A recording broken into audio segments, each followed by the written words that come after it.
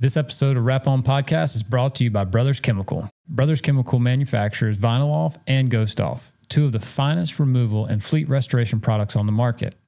And they've just released their Adhesive Off Pro, a low evaporating, fast action glue remover that cuts through adhesive residue better than anything else on the market, saving you time and money on your next removal. Find Adhesive Off Pro at select retailers and online at brotherschemical.com. Use code WrapOn for free shipping on your first online order. That's brotherschemical.com.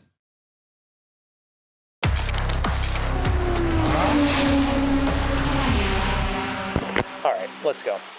Lambert, we good? You hadn't said anything. You've been awfully quiet. Yeah, we good. All right. I just want to make sure. Get on a roll here, and I don't have to wake you up. Aiden, he starts sleeping, just poking. Use a stick or something. As long as Austin's talking more than you are, I think we'll be good. Hey, you will hear him.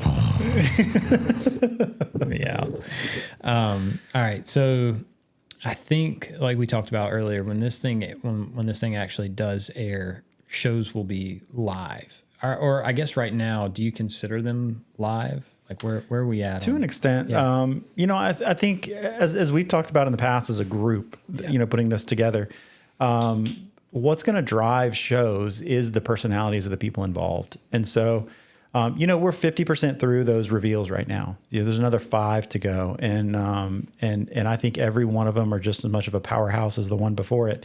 And so, for people, I think people are starting to kind of catch on to like, wow, this is like turning into something. It's almost like we did this in a really good way. This wasn't my idea to roll it out this way. But as we talked on that first call, and I think that may have been Jen Carney that brought this up and just said, hey, why don't we roll this out 1 week at a time leading up to Wrapscon? And I think it was, looking back, I think it was really a key decision for the group to make, to say like, let's roll these out one at a time, because you're kind of building momentum as it's going. People are seeing a wave kind of build, and the names that keep dropping are just continual experts in the industry, continual experts in their space. And so a little bit of that like mystery or not knowing, or like that keeps that kind of engagement. Because even if somebody, like if they're, just say if one of the people that are watching, like if they know Matthew Lewinsky and they're like, that's their guy, that's their connection to the rap industry. If he pulls those people in, and then all of a sudden they see somebody like Jen or Charlie, and they're like, "Oh man, this is kind of cool." Yeah. Matt might get them in, but the other people are what would keep them. Sure, absolutely. And the value of what you're getting, 100%. The value of what you get when you step back and look at this, and you could put like any powerhouse duo together, or any great influencer in our industry today to get out there and just say, hey, like you're going to get some great value from this person or people.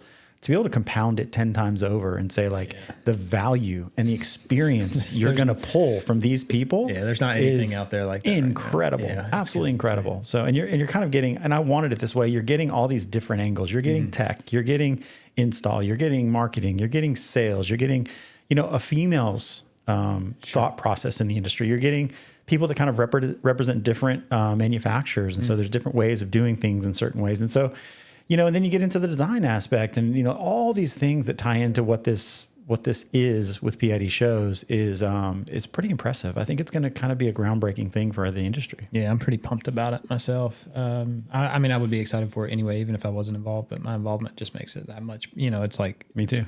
It's like, holy shit, this is awesome. There is a picture floating around of the. It's kind of had the 10 slots and maybe the 5 that were. Where do you know where that's at? I was going to see if Josh could pull that up.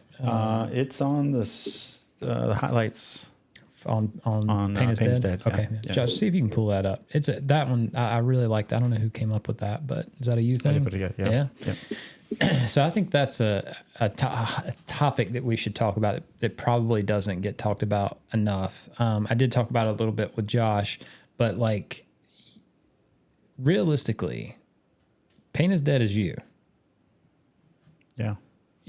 Right? Mm-hmm. And so there's even like a little bit of hesitation there to you answering that. And there, even that is almost respectful, because obviously, right, it's a community. Right. It's all of us, right? We all have it.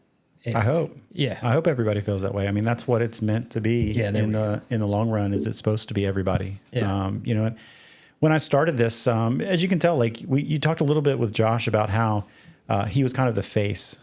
I've never needed to be the face of this. I wanted the face of Paint is Dead to be the community, the who we are as an industry. And ultimately, like that's my goal long term is when it's all said and done, I hope it's made this industry better. It's made it stronger. It's made everybody feel like they were part of something. Sure. And that's where you get into like the tools and the merch and things like that. And yeah, you know, like it is a profit center, but at the same time, it's meant to make everybody feel welcome and everybody feel like a part of something. Couple things of that. One, you could correct me. It's a little bit of an old one too. Is it? Missing Charlie. And then obviously just announced myself, my show last night. So that's not updated, but you might catch maybe a newer one, next one or so over. I don't know. Maybe not.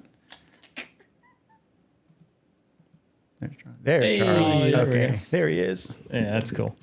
Yeah, I like that. That was a good one. That's a good idea. We're going to keep populating those through. You know, obviously that's at 7-Eleven, which was yesterday. And then, we're going to populate the 6th, 7th, 8th, 9th, and 10th show and show host. All different. Sure. In their own respects, all different.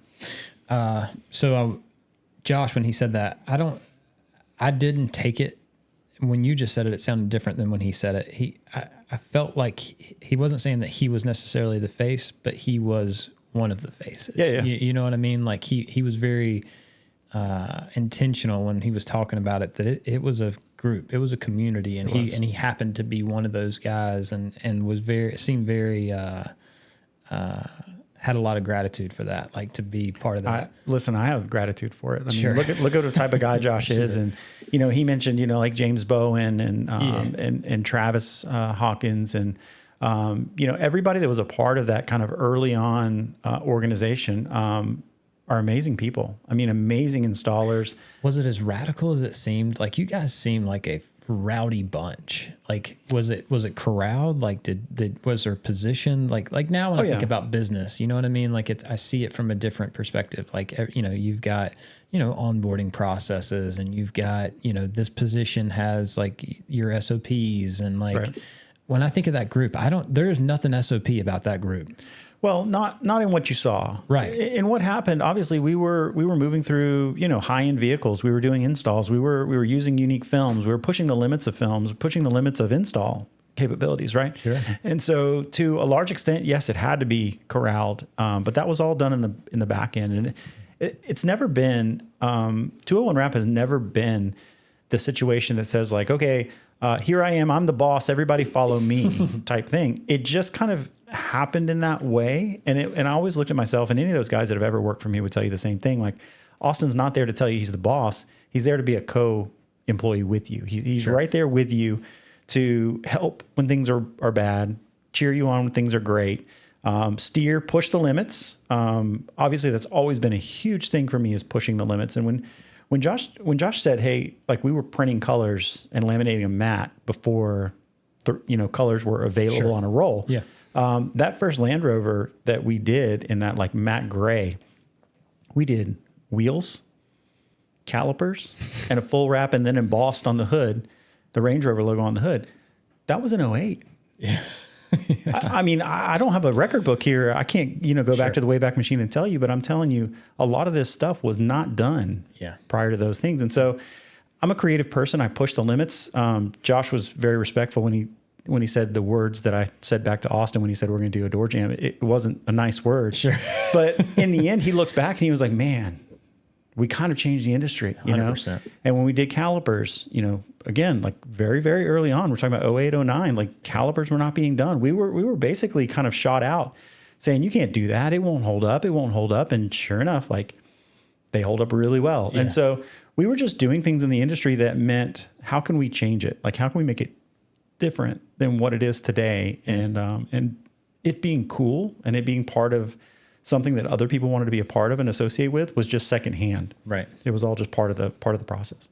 Well, and I think the people too, you know what I mean? Like the people right. have a big part of that. Like you can see the passion in Josh whenever he's talking about it, you know what I mean? And it's exciting. And I see it with you differently. Like, especially like when you get on business topics and stuff, like you can just see you like light up and like the structure and stuff of that. So like thinking, that's why I told him, it was like, to think about you at a car meet is a strange thing. You know what I mean? Yeah. Like it's a weird, cause it's like, I just don't see you in that light. So let me tell you, my leadership it's really refreshing. Stemmed back to that type of environment. Sure. You know, like I led a car club organization that was, 25, 30 people. And we would, meet up and move around and do things that we shouldn't have done and like have a good time. Yep. And that's what it always was. And so for me, 201 and really my career since has been just an extension of what that was. And it was a group of friends that had a great time together. Now, the biggest dynamic is how do you change in a business? How do you make something that's fun and a hobby, turn it into something that's actually like responsible Sure. and profit making? Well, and not lose the fun part. Sure. You know what I mean? Like that's a super, like that's like the most challenging thing in the world. And we did it. Yeah. I mean, it's doable. Like everyone, it's doable. Just take a passion that you really love and turn it into, with the right people, turn it into something that's profit driving, is doable. And that's refreshing to understand in our industry. Yeah. It's inspiring. I mean, like I said, from the outside looking in, it's like, if we can have a business and have a job and it be fun, like, come on, like what more could you ask for? And you just don't see it. Like it's just not happening on every corner. Guys, they think like they go into it with the right intentions and they are excited and then all of a sudden it's like the bills start piling up and you're working all night. I mean, we make jokes about it now about like not being home all the time and like, the struggles of being an entrepreneur and working with companies. And yeah, it's hard, but like you went into it with those intentions of like having fun and it being cool and exciting and it gets lost along the way. A lot of people, it can. Yeah, it can. You know what I find is that people start a business. Let's just say a wrap business, but this is a business in general. You start a business, and because you're passionate about something, it doesn't matter what it is, whether it's making tacos or wrapping cars. Like you start a business because you're passionate about what it is. You've got passion for it, which is the ultimate driver of success. Like inherent success, that you're passionate about it, because you're going to do things that you wouldn't normally do. You're going to do things that other people wouldn't normally do just because of the passion. So when you get into that and you're running that business in that way, and you can actually get through something purely driven off passion, you forsake a lot of the alternatives that pop up that could derail you from success. And so for us, getting into this and really being passionate about what it is was the ultimate driver. And I've told this story before. There's only one time that I can remember from 2008 to pre-18 that I walked into the shop and I was kind of like, man, like I'm kind of down, kind of beat up, like this business thing has kind of beat me up to the point where I'm like, I wish I could just clock in somewhere, do a job and clock out and go home. It was one time. It lasted for a very brief amount of time. But that testament to me says I was so passionate about something that I let a lot of the things that people would derail you off guide me and keep me on the path. You remember why, or like what brought that on? Like I don't specifically. I would tend to believe it was just like an accumulative thing. Like it was probably just pressure. Yeah, probably just pressure. We I'm a very focused, driven person. And so when you talk about like, hey, Josh, let's do door jams that have never been done before. And like, hey, Josh, let's go get this fleet of vehicles that we've never done that quantity before. And hey, let's commit to this deadline. People think that that's easy too. Like they like, it's real easy for you to pop up and say, hey, like, let's do these door jams. But realistically, like if you've got a schedule and you've got to answer to the customer and like you're asking him to do something that he doesn't do, you don't know if it's going to work. Right. So there's just a cool factor there that you're willing to risk a ton on. One, I mean, you believe in him and enough faith. You know what I mean? Faith in that person. Yeah. And then, the cool factor or the wow factor, whatever you want to call it, is strong enough. Like you really felt it enough to be like, fuck it. Let's do it. Let's try it. Let's see what happens. Like that people like without the passion, without that, you're not going to do that. No. You're just going to take the safe route. You're going to flush cut it, seal your edge, and send it out the door. And that is the safe way. But the safe way is you don't go talk to your friends on a Friday night where you're kicking back down the beer and talk about the safe way you wrap that plumbing truck. Not at all. But you do talk about, dude, you should see this car we did. Like this thing turned out amazing. Yeah. It was a color that's never been done before. It was laminated with laminate, or it was done in this specific way. Those are the things that are the memory makers, and they're also great for business. Like that's the eye candy.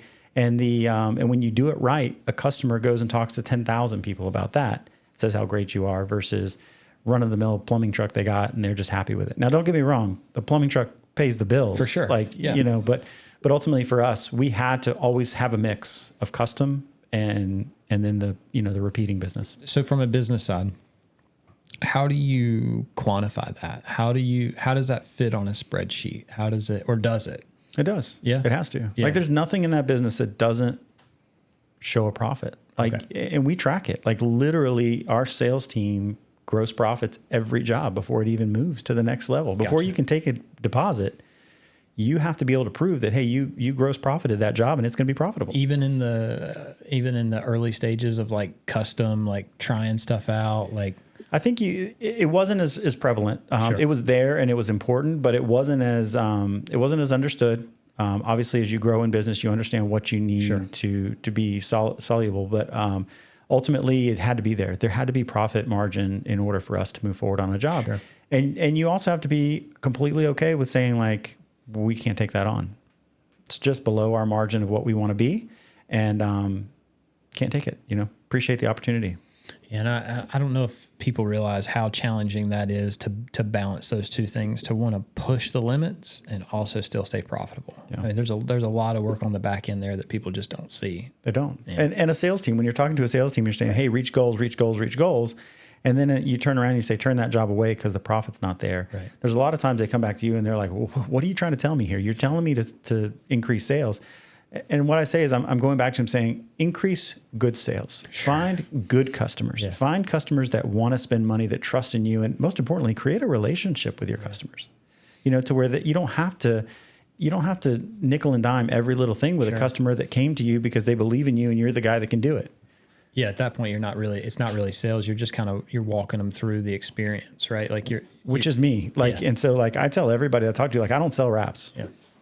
Not interested in selling wraps. Like I'm here to walk you through the process. And if you're a client that fits our model, I will walk you through the process and I will spell everything out. You know, everything is coming, what to expect, all the way through to the end. And then beyond that, I'm still there as a relationship. I'm still there as a friend, as a confidant in the industry that I can help you understand things. And I oftentimes tell people, hey, if I lose the job, if you get to another shop and they pop some question on you or throw something out at you and you want to like check it, call me. Where did do you remember where the idea for shows came from?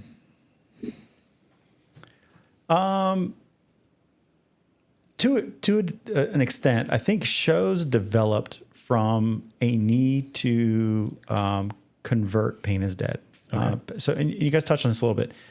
The ebb and flow of Pain is Dead has changed dramatically from, you know, day one to where we are today. And certain times through that, it was just an Instagram page, and certain times it was used for other things. Our goal now, and my personal goal with Pain is Dead, is to turn it into more of a media style company. And so shows is a big step in that direction for us.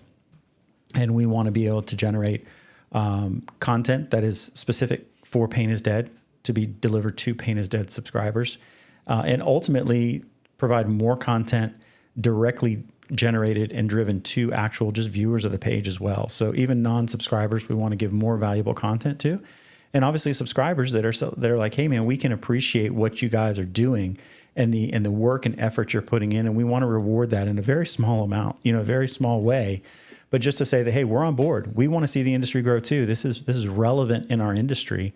And we need to see this grow. So please, you know, take our monthly subscription fee, which is, you know, dollars, you know, and grow it. Is there a set number? Do we know the number? I think it's going to be $20. $20. $19.95, $20. That's the goal. Yeah. $20 a month. And what do they get for the $20 a month? They get 10. What do they get? What do they not get? You know, like they get 10 experts in this industry. What you get for that, we've all talked about this too, is infinitely cheap. Infinitely cheap. Although I think I'm amazing and great and grand and glorious, it's, you know, it's really nice to hear it come back from the source. What was that? What was that noise you just made? No, it's just, it's like I like hearing you say it because it's you're not speaking. It's not me trying to convince somebody that I'm greater, that I'm trying to, you know what I mean? Like, hey, come buy the Scott Decker subscription, right? So it's like because it leads me into like obviously I want to hear that, but like then I want to also kind of hear like how you selected like the process in which that was. So well, I'll tell you, to just before we jump right over into the selection process, what's important is that it's a collective. It's not one person. You know, Jen Carney could have one conversation that someone really finds valuable and wants to invest in and understand. And that subscription also is going to give them the other 9. Sure. And at the same time, the other 9 hosts are benefiting from that one person that wanted to watch a Jen Carney video or a Scott Decker video or et cetera. So Jen's a great example. Me and Jen are a really good example for this, I think, because we're both 3M trainers. Yep. We have a curriculum that we teach. Sure. Teach it 2 completely different ways. Absolutely. You know what I mean? The end result are going to be the same, right? There's going to be a lot of things that we hit on the same, but my style of teaching that curriculum and her style of teaching that curriculum, 2 completely different things. Absolutely right. And it comes from a women's perspective. And listen, 100%. I think the woman demographic in this industry is exploding. I think it's amazing. I will be the first person to tell you, and don't kick me under the table. I think women installers are some of the best installers that exist in this industry. No doubt. And so what she's doing with Women of Wrap, I love the aspect when she revealed her show talking about working with her husband every day. There's a lot of couples that work together. And then the 3M kind of tie. So like for her, it was those 3 specific things that made her the selection for that. And you look at someone otherwise, like Charlie. Charlie is more of a Avery curriculum. And so we're touching another manufacturer, bringing more facts from that side of the picture. But we're also bringing... He's not a woman. He's not. Correct? No. Right? No, yeah, but so Charlie's not. Purveyor of pizza and coffee, top notch. But you know, Charlie brings a personality, For sure. And I think every person that's part of this brings a unique personality that's going to drive the show more so than what they're even delivering to you. Now, what they provide and experience is amazing. The way they deliver it is the execute. I mean, that is everything, right? So the personalities were a big part of choosing. And ultimately, you got to think like, I'm going to put these people together, and are they going to be able to coexist together? Are they going to be able to complement themselves? Are you going to pick 2 people that are going to kind of like throw bombs from shows back to forth? And so we really don't have that problem in this industry, but it exists. There's some people out there that just, stir pots and things like that. But ultimately, the 10 we picked, first was expertise, second was diversity in the group, and third was really like what they're bringing to the table. What are they going to give a Pain is Dead subscriber that's just infinite, that they look back at this and go like, God, couldn't live without it. Yeah, it's a big role to fill. It is. You know what I mean? Because I start thinking about like, man, like, well, even with being a 3M trainer, right? Like when we do these group things together, they'll say, you're one of 12. Of this elite group, and it's like, ooh, golly, like that's a little, it's a little bit of pressure there. Like, I don't, I'm super grateful, super proud of it. It's like, there's an expectation, there's a level that you need to meet, and that you want to make sure that, you're doing as good as somebody like Jen. Jen's been doing it for a while, and she's pretty tight, man. She delivers, and people like, she's very well respected in the industry, but she's a damn good trainer. You know what I mean? So if I'm stepping in and I'm going to be standing next to her, that's what they expect, Sure. So when you're looking through that list of people, it's like, man, this is a group of. Listen, I think I've known a lot of these 10 for a very, very long time. And, when you're talking about picking 10 to represent a Pain is Dead asset, it carries a certain amount of weight and pressure. For sure. If you say, and I think at the same time, you've really got to just be able to say like, I delivered something great for the industry. And that's the goal. Well, even for you, like, I, when we looked through the first list and I saw your name, I was like, ooh, like that's pretty bold. Like he's like, this isn't just him asking, 10 people to put their neck out on the line. Sure. Like he's stepping up and doing this too. Like that kind of rallied me up a little bit. I was like, fuck yeah. All right. Yeah. I'm well, that's my passion. Honestly, like that's what I want to give back to the industry. And I think I'm one of very few people in this industry that's been able to, start a wrap shop in 2008, like back when wrap shops didn't really exist. Sure. Scale it and sell it in 10 years. Yeah, because you had like sign shops and you had maybe Right. tent shops, some detail shops that maybe like wraps were just always kind of like the side chick of their, Correct. you know, of their business. And They weren't really their own. Sure. And in today's world, wrap shops sit on their own Yeah. for most intents and purposes. And so, so I mean, like I've had a quite a ride, you know, and there's no book, there's no manual that says if you start a wrap shop, you do X, Y, and Z, and you'll make 30% profit at the end of a year, and you'll be successful. So there was a lot of bumps and bruises and things that went great and things that didn't go great. And I will tell you, like everybody listening to this podcast that owns a business can relate to going home, you know, on a Tuesday night and like high-fiving on the way home and getting ready for a steak dinner. And then Wednesday night going home, what the hell am I doing? You know, like, what is this, you know? And then Thursday night, things were a little better. And Friday night, you're like, oh my God, I'm going to shoot myself. So, I mean, like, ultimately, like that's the role of an owner, right? There's just this constant ups and downs. Sure. But is there a show out there? Is there a series of shows that could make them more confident in their business from all angles? So I'm not just talking about tech. I say tech, but I'm saying like install, from production, from inventory and profit margins and sales tactics and design and, you know, all these things. And then, you know, I think you bring a great value to this show series and being able to really kind of bring other people to the forefront. Say like, hey, this guy had some great conversation, like really listen in. And so this is probably the closest thing that could be like a manual to owning a shop that can exist. And we really want this in the end to be open source so that people that are watching the shows can ask questions and pose concepts for future shows to really touch on things that they feel are important as a subscriber. So I think that's another aspect to this that's really dynamic and allows us to be very, very shifty, you know, and not so, you know, big ship set on a big course type or single course type of deal. No, I like it because, like you said, there's I just think the perspective, the personality, that's going to be the huge execution. So I mean, you know, like I said, obviously I'm excited about it, but I think that the people seeing, you know, a little bit behind the scenes of, like I said, like how like.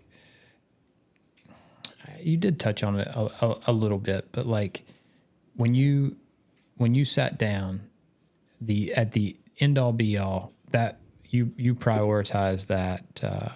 What was your top priority when you're picking I think you said it a minute ago, actually. Diversity.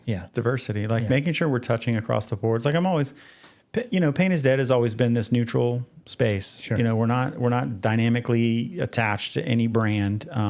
You know, we've done collabs with multiple brands and would do that in the future too. But it was important for me to make sure that, you know, 3M understood that we want to have a little bit of their, taste in this. Avery, you know, Arlon's got a trainer involved in it. Hexas has a trainer in it. And ultimately we're going to have to touch those other ones, you know, and some of the manufacturers. And so we really want this to be all the way across the board. We want this to be open to allow Innosatech to have a show if they want to put together a show and have it in front of our subscribers. So the subscribers are going to get those 10 hosts and shows, which is wonderful, but they're also going to get a lot of bonus stuff from, you know, different manufacturers and things like that want to be a part of it and want to share in that kind of thing. And I think the more knowledge we can bring the industry, the better.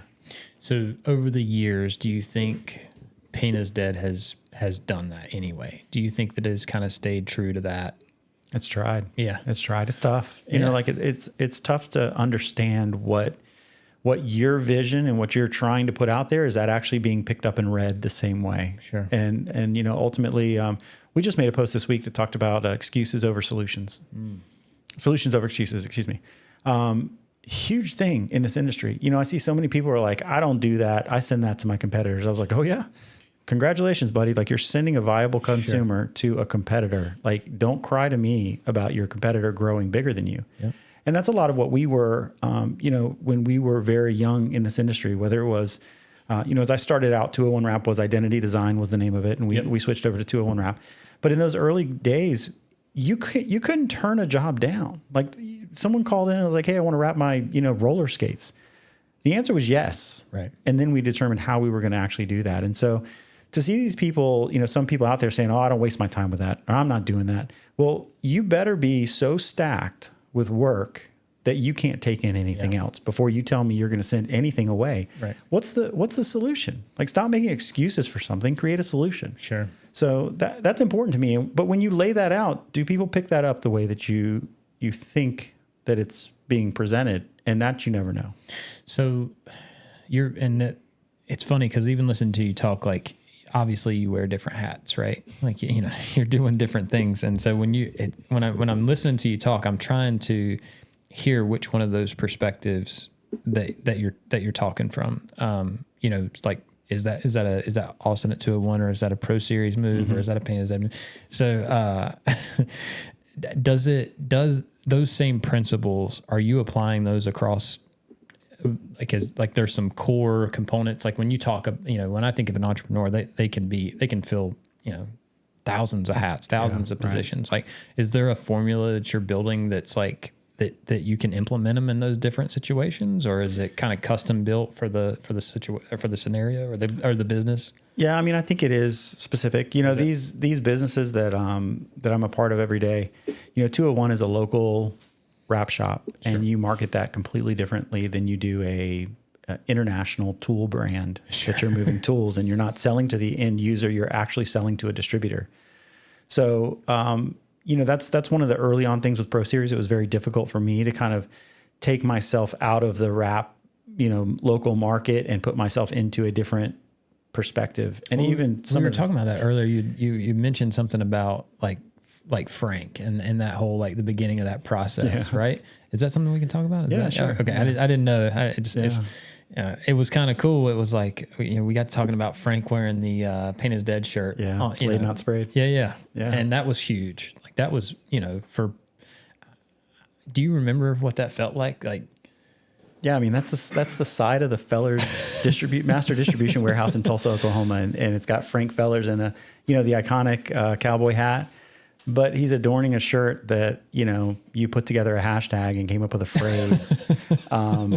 That's incredible. I think I mentioned to you, like, sitting in front of a computer and seeing an order come in for Frank Fellers, and you go like, okay, who's screwing around here? Yeah. And then the ship to address is, Oklahoma, and you go, oh, wait a minute. And then before you know it, Frank's on the phone saying, hey, I want to come down and talk about Pain is Dead. And you go like, wow, like, what are we building here? Like, what is this, you know? And so, and at that point we didn't know. And I'll tell you, there's a lot of times people will say, what is Pain is Dead? And I'll say, like, I don't know what Pain is Dead is.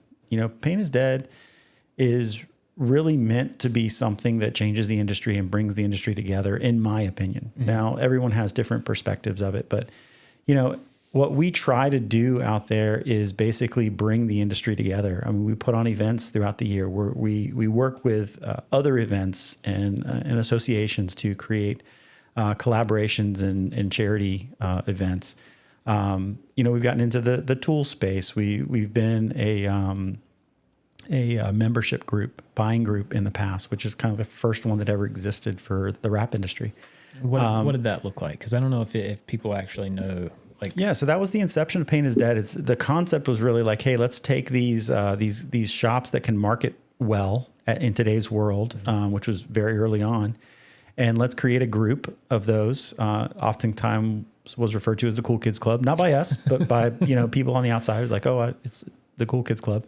Uncool kids. Yeah. But it was meant to be a buying group. I wanted to say, like, hey, listen, if we can collectively say that we're spending X amount of dollars or we're buying X amount of product, can we leverage that against better pricing and things like that? And so that was actually one of the early on conversations with Frank Fellers. And right. Lo and behold, he wanted to kind of head that off at the Gap and say, like, I bet so. You don't need a discount. But ultimately, it was all in good fun. But ultimately, it changed from that and shifted into other things. And it's been a wild ride. But I think that it's still trying to find the space. But in today's world, where I feel the space is best used for this industry is this media organization that basically says, like, hey, we've got 10 shows with 10 hosts that entertain the industry, and they're going to work over the course of time to bring younger people into these spaces and grow younger people into larger spaces. Sure. We're going to bring back the membership deal, kind of like the Pain is Dead certified shops. Oh, nice.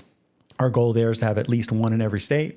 And ultimately, we're going to need more than one in every state. But that's our number one goal. Focus one is to do that. We want to work with manufacturers, every one of them, to not only be able to roll out new products and help market new products, but be able to do trainings and things like that to better grow the industry into understanding different films and how to use them and things like that. So collectively, we're kind of on a refresh tour right now. This is going to take a little time to put it all together, but the shows kick off. The revival or the revival tour or the resurrection. You know what I mean? Like this. I don't know. Maybe I'm just, like I said, I'm super pumped about being part of it. So it's like, I feel like it's like, bringing some, cause I think, I don't know, when I think about Pain is Dead and like how it really peaked in that community and then I think what people don't necessarily think about was the back end stuff, the stuff that's going on behind the scenes. That's like, you were doing a lot of work still. Right. Yeah. I'm sorry. You do a lot of work, right? And it's like, at some point you probably need to be paid for that services, like for your services towards Pain is Dead. Yeah. But you know what's, God, I'm blessed. I've done well in business. Sure. And so, sure. Would anybody turn away an opportunity for someone to come along and say like, hey, like, here's a concept where Pain is Dead can actually pay you soluble money, right, for the brand? Sure. Like, of course. But do I think that's feasible? Not now, not in what I see as the foreseeable future. So the sweat equity per se that I put in every day with Pain is Dead, right, is to grow the industry. And I feel like I know that a tremendous number of people in that industry understand how much of an effort that is. I don't think they do. No, I don't know. Cause I didn't put it together. Like if all you have to do is literally just try to post 10 stories a day. Yeah. Just try to do that. How many stories are on Pain is Dead right now? Yeah, I mean, I listen, I share every post that we're tagged in gets shared on Pain is Dead every day. So somebody has to do that. Right. You are doing that. You know what I'm saying? And that's the easy part. Listen, like, sure, people are tagging you. That's the easy part. The time consuming thing is like looking for those things, right, that you can say, geez Louise, someone will. How many we got, Josh? I can't. The little hashtags at the top are so tiny. Yeah, there you go. Yeah. Yeah. But I mean, look at what's there. It's meant to be inspiring. Mm-hmm. It's meant to say like, hey, this shop can do this. Why can't you? Sure. Like, and you say that you're sharing every single one, right? There's no way you're sharing every one of them that I'm tagged in. Yeah. Yeah.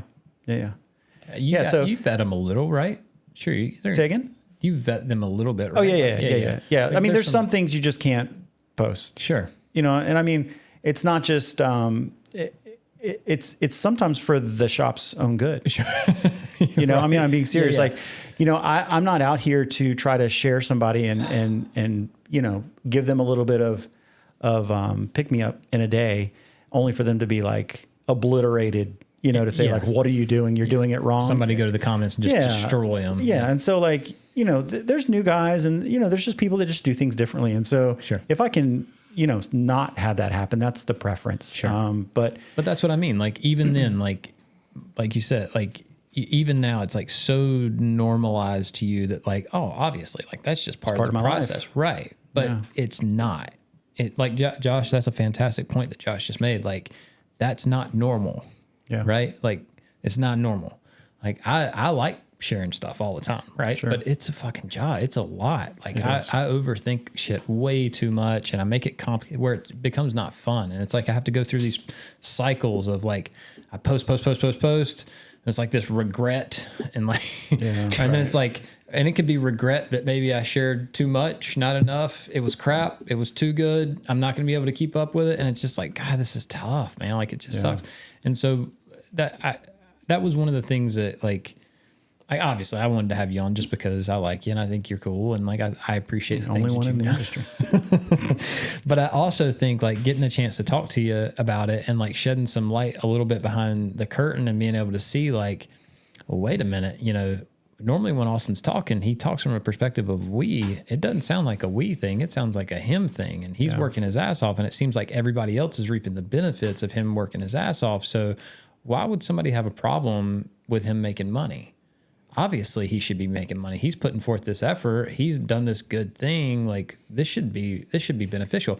And then like when I seen the list for shows, I would have thought the way that it was structured was, you know, you have 10 people, maybe may or may not include you. Yeah. Pain is Dead gets their cut, and then we get our cut. That's not the way you structured it at all. I don't know if I'm supposed to talk about this either, but no, fair. Like, listen, I'm transparent. I know, but I know. And I don't think anybody would have a problem in you know the concept that's there. And I don't know how they could. I think it's more than fair. Yeah, it's fair across the board. Right. And so, you know, if I'm not willing to do the work for a show of my own to bring value to everybody else, I don't expect to be paid 1/10 of what everybody else is getting. So that's funny because I was curious. I didn't know that you were going to do your own show as well. So I was like, in my head, I'm thinking like you're putting all this together and like you're gonna be collecting these funds and splitting them up against these people, but like you don't benefit from it. But that makes sense. That makes sense. You're going to do a show, so you're part of it, and that's completely okay in my book. I think it's more than okay. Like I said, if and now this could be me, and this might be why I'm not in the position you are, is I would have seen it as a business opportunity. I would have looked at it from a business lens, and that's why I wanted to get to this point, because it's like obviously you've been successful in business, you have a good understanding for business. But Pain is Dead is not that way for you. Yeah. You know what I'm saying? Let me say, like, it is good for business. Okay. It is good for business because if the industry gets stronger, if we retain more end users to understand what wrap is and walk into wrap shops and grow the industry, then we won, you know? And we're not in an industry that people are required to use us. We're not in an industry that people actually, you know, well, to some extent you could argue that you need commercial wraps. Like the return on investment is pretty outstanding. But as far as everything color change and all the cool stuff, quote unquote, you don't need it. You know, you don't need it. You want it. Sure. Like, is it part of today's car culture? But yeah, it is. But you don't need it. So for me, I'm about growing the industry. And I'll tell you, I had a conversation with Frank Fellers at one point. This was back probably 2018, 2019. And I had started PROSERIES, and I had the wrap shop, and we were going into another venture. I can't remember off the top of my head what it was. And Frank said, Austin, what are you doing? Like, what are you trying to accomplish, you know, in the end? And I said, Frank, I'm just trying to make the industry better than when I found it. You know, when I got into it, it was nil. So this is very easy for me to grow it to be better than what it was. But for me, I feel like I'm one of the only people out there that are really just driving for the industry. We get somewhere between 15 and 18 million views every 30 days on Pain is Dead. That's not just wrap shops. That's not just wrappers. So what that's telling me is the end users are engaging. The end users are watching. The end users are seeing what this is. And it's a piece of the puzzle that's growing the overall demand for wraps worldwide. And so I carry that responsibility personally. Like for me, like if Pain is Dead disappeared tomorrow, how would it impact the industry? Right. And I think it would impact the industry. Is greatly the right word? Like I don't know where that lines up. It would create a ripple. You know, like it would be felt. And and it's not to say that it's not, you know, the industry would fall apart by any means, but the industry, it would feel it if it went away tomorrow. And so for me, and everything that we do is about growing the industry, about making it stronger. And so I feel like I play as valuable a part of that as anybody else. So when you're talking about like creating a business plan that says, hey, let's change what Pain is Dead is today into what we believe it will be in the future. I have to be a part of that too. Yeah. The network thing was cool. And I wasn't sure, like, as I was reading, like we're going back and forth through emails and we're talking about like the direction of where Pain is Dead is going and how, and it's like, again, like I'm one of those people, like I got to compartmentalize it. I got to make it into like a digestible thing to where I can like see it and like compare it. And like, I get super like metaphorical where I'm like trying to compare this to something else. And, and Pain is Dead is it's a strange thing. Cause I think if I was in another, like maybe there are other things like it out there in other industries, I just don't see them like that. And it, like, I don't see how you don't see that kind of support system.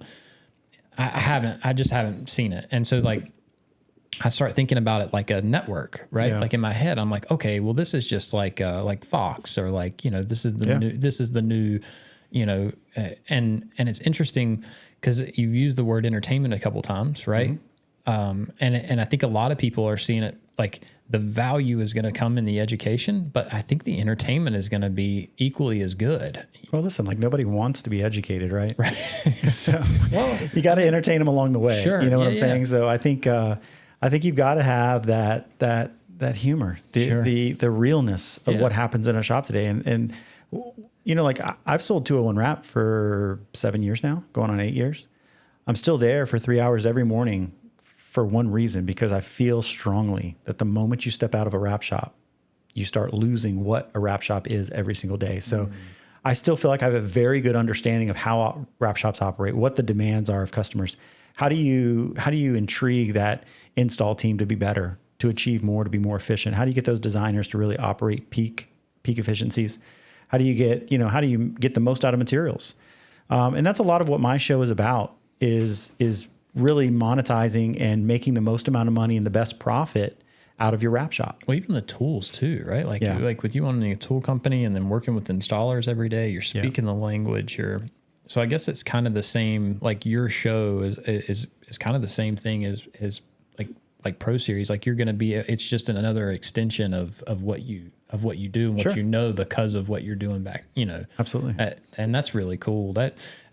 Was that something that, like, whenever did you build that into when they bought you out? Did you build that in there to stick around, or was that something? They asked me to stay to the end of that year. Yeah, we closed in August of 2018, and they asked me to stay. The two brothers purchased it from me, twins, and they asked me to stay on until the end of 2018, and I did. And at the end of 2018, they came back, and one of the brothers, was not in the U.S. at that time, was in the process of coming over. And that process was taking a little bit longer. And so he said, could you stay on another year? And I said, sure, no problem.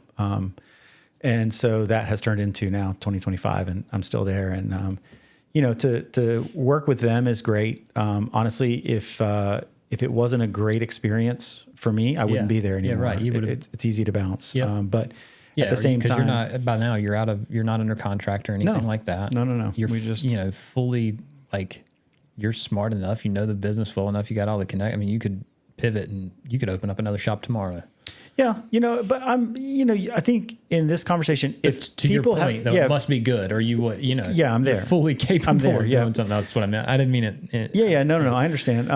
But it also keeps me involved in what's going on in a wrap shop. Sure. And I want that. Yeah. To a very large part of me, I want to understand what's going on in a wrap shop. And also, just kind of a side story, in 2008 when I started 201 Wrap, which was identity design at the time, my youngest son was born. And so the joke kind of in our home was like, that was my baby, and the business was my baby, and the baby was my wife's baby. And so when we decided to sell the business, my wife said, how are you going to give up your baby?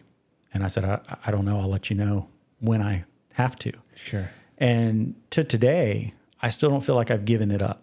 There's still a lot of lean on me to say, make that decision based off what you think is best. Run this the way that you would have run this if it was yours. And so to a large extent, I get to manage two sites, 3 hours a day.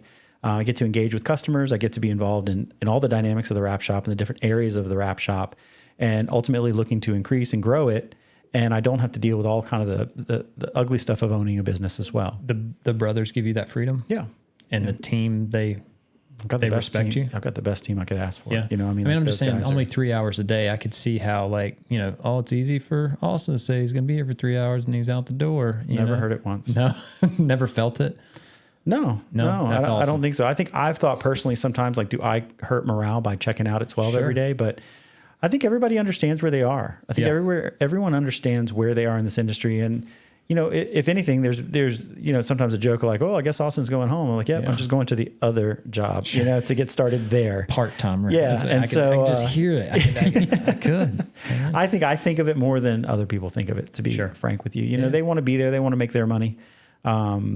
I challenge anybody. Like if you think I'm checking out early at any job, like feel free to just hang on my shoulder for a 24-hour period. And you tell me, I mean, I'm up every day at 4:30. I'm down by 10:30, 11 o'clock at night. And I am, if I'm awake, if my eyes are open, I'm full bore. Like my brain doesn't shut off. And that's just me, and I hate it because a lot of times my wife's like, hey, just calm down. Just relax. Where do you find the pain is dead stuff? So like if you when you're looking for a video, like is it you've got to be being fed good quality stuff? So sometimes you're being tagged in stuff that's good. A lot of times you're just searching the Explore page. I mean, it's tough. There's God, I don't know how much I've probably saved 300 to 500 videos like that are there in like your saved folder to like future, like, oh, that'd be cool.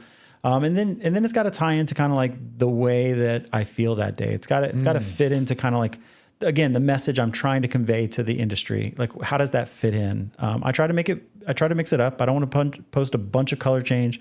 I don't want to post a bunch of kind of install videos. I don't want to post a bunch of any one thing. I really want it to be diverse. And I think if you scroll through that feed, you see a lot of diversity. Sure. But it really kind of fits into what my mood is for the day. A lot of people are like, where do those lines come up? Like where do those little, phrases come up with? They just come out of my brain. Like, to be frank, like same place Laid Not Sprayed came from, and Pain is Dead, and all those things, it just kind of I have to watch a video and just kind of say like, there it is. I've got it. Let me go ahead and get that. What do you think that is?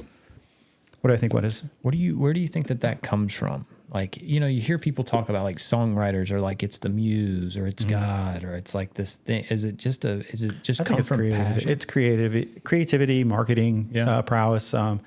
Those things kind of, I feel, run fluently through my veins. Like just, really? It's always creativity.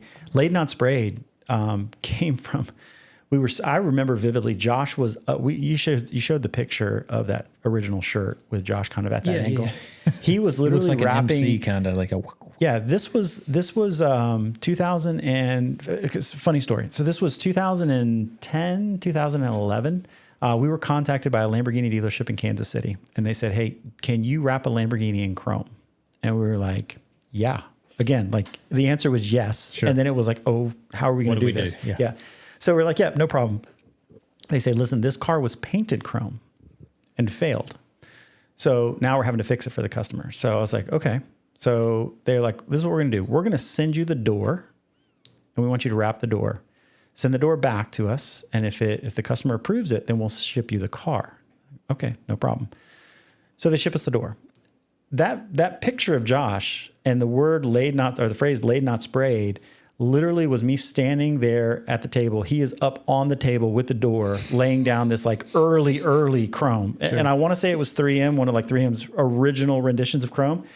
Not the easiest thing to install, but if you can picture yourself kind of standing off to his right, to the left of him, and he's literally pushing a squeegee and pushing chrome down onto this Lamborghini door that was shipped to us. So this door shows up in a crate. Now all I can think is like, there's an Aventador out there in the world with no door on it. Okay? That's funny. And so we ended up to make this really, really fast. And I think in my brain, I was just like, laid not sprayed.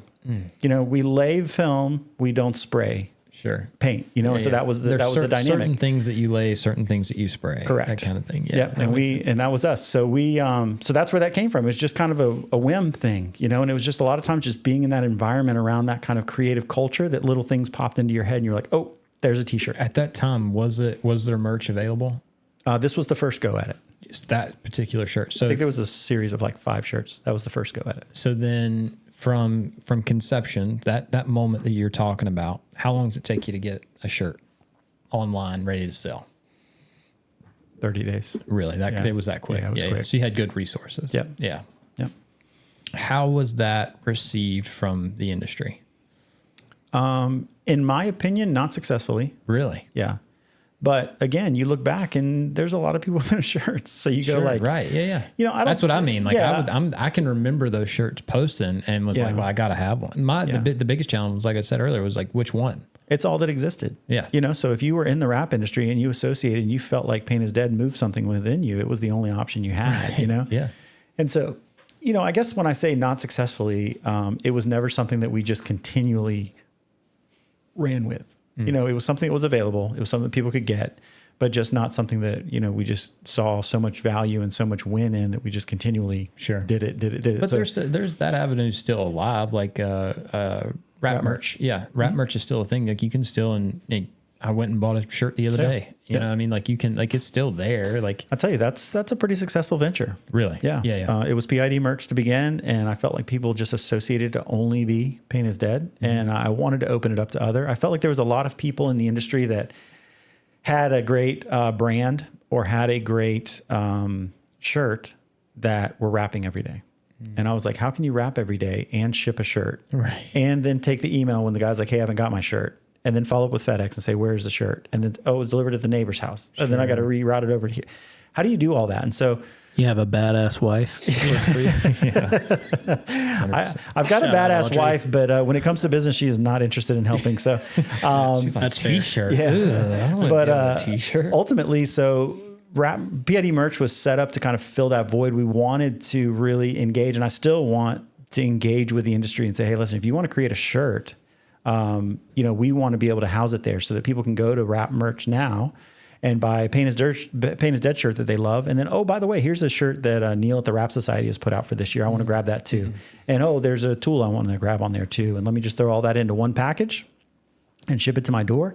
And I don't have to worry about it. And then that person who potentially has a great shirt like Neil, we just cut him a check every month, you know, for the shirt sales that happen. So that's the concept for Wrap Merch. It's not, obviously there's so many things going on. That's not the super high up on my radar, but you know, what's amazing is we look at numbers every once in a while, and that deal does pretty good numbers every month for zero advertising, zero marketing. It's just people that know about it.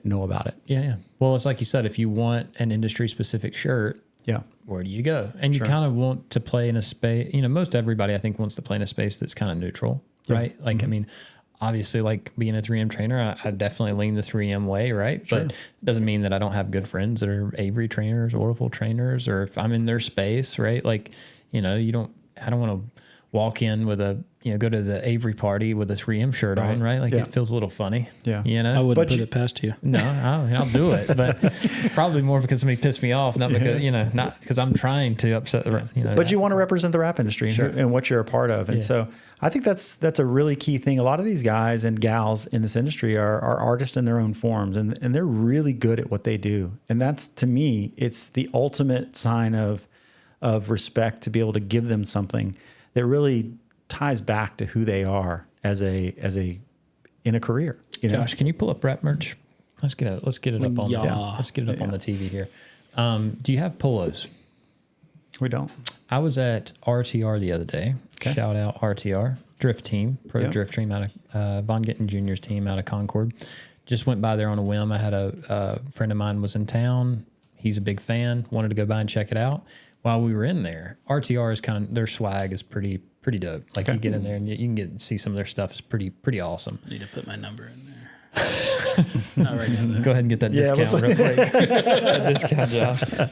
And so we go in, I'm looking through their swag, and like they've got these killer, you know, graphic tees. They've got all this different stuff. And then over in the corner, they've got these badass clean polos.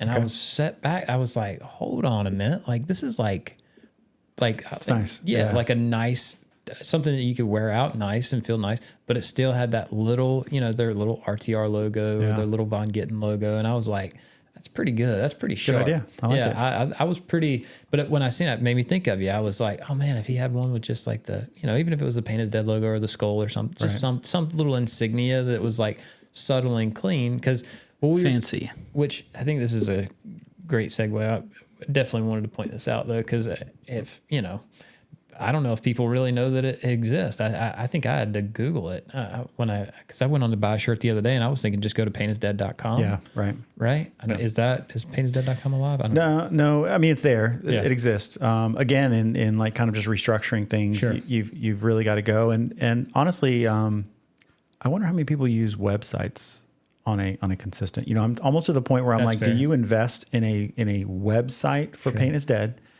Or do you invest in like an app? Sure. That is like, you can pull up an app, like a Nike app or a sneakers app, and you can kind of see what's going on. You can see new things that are out and kind of understand what's going on in the industry via Pain is Dead's eyes.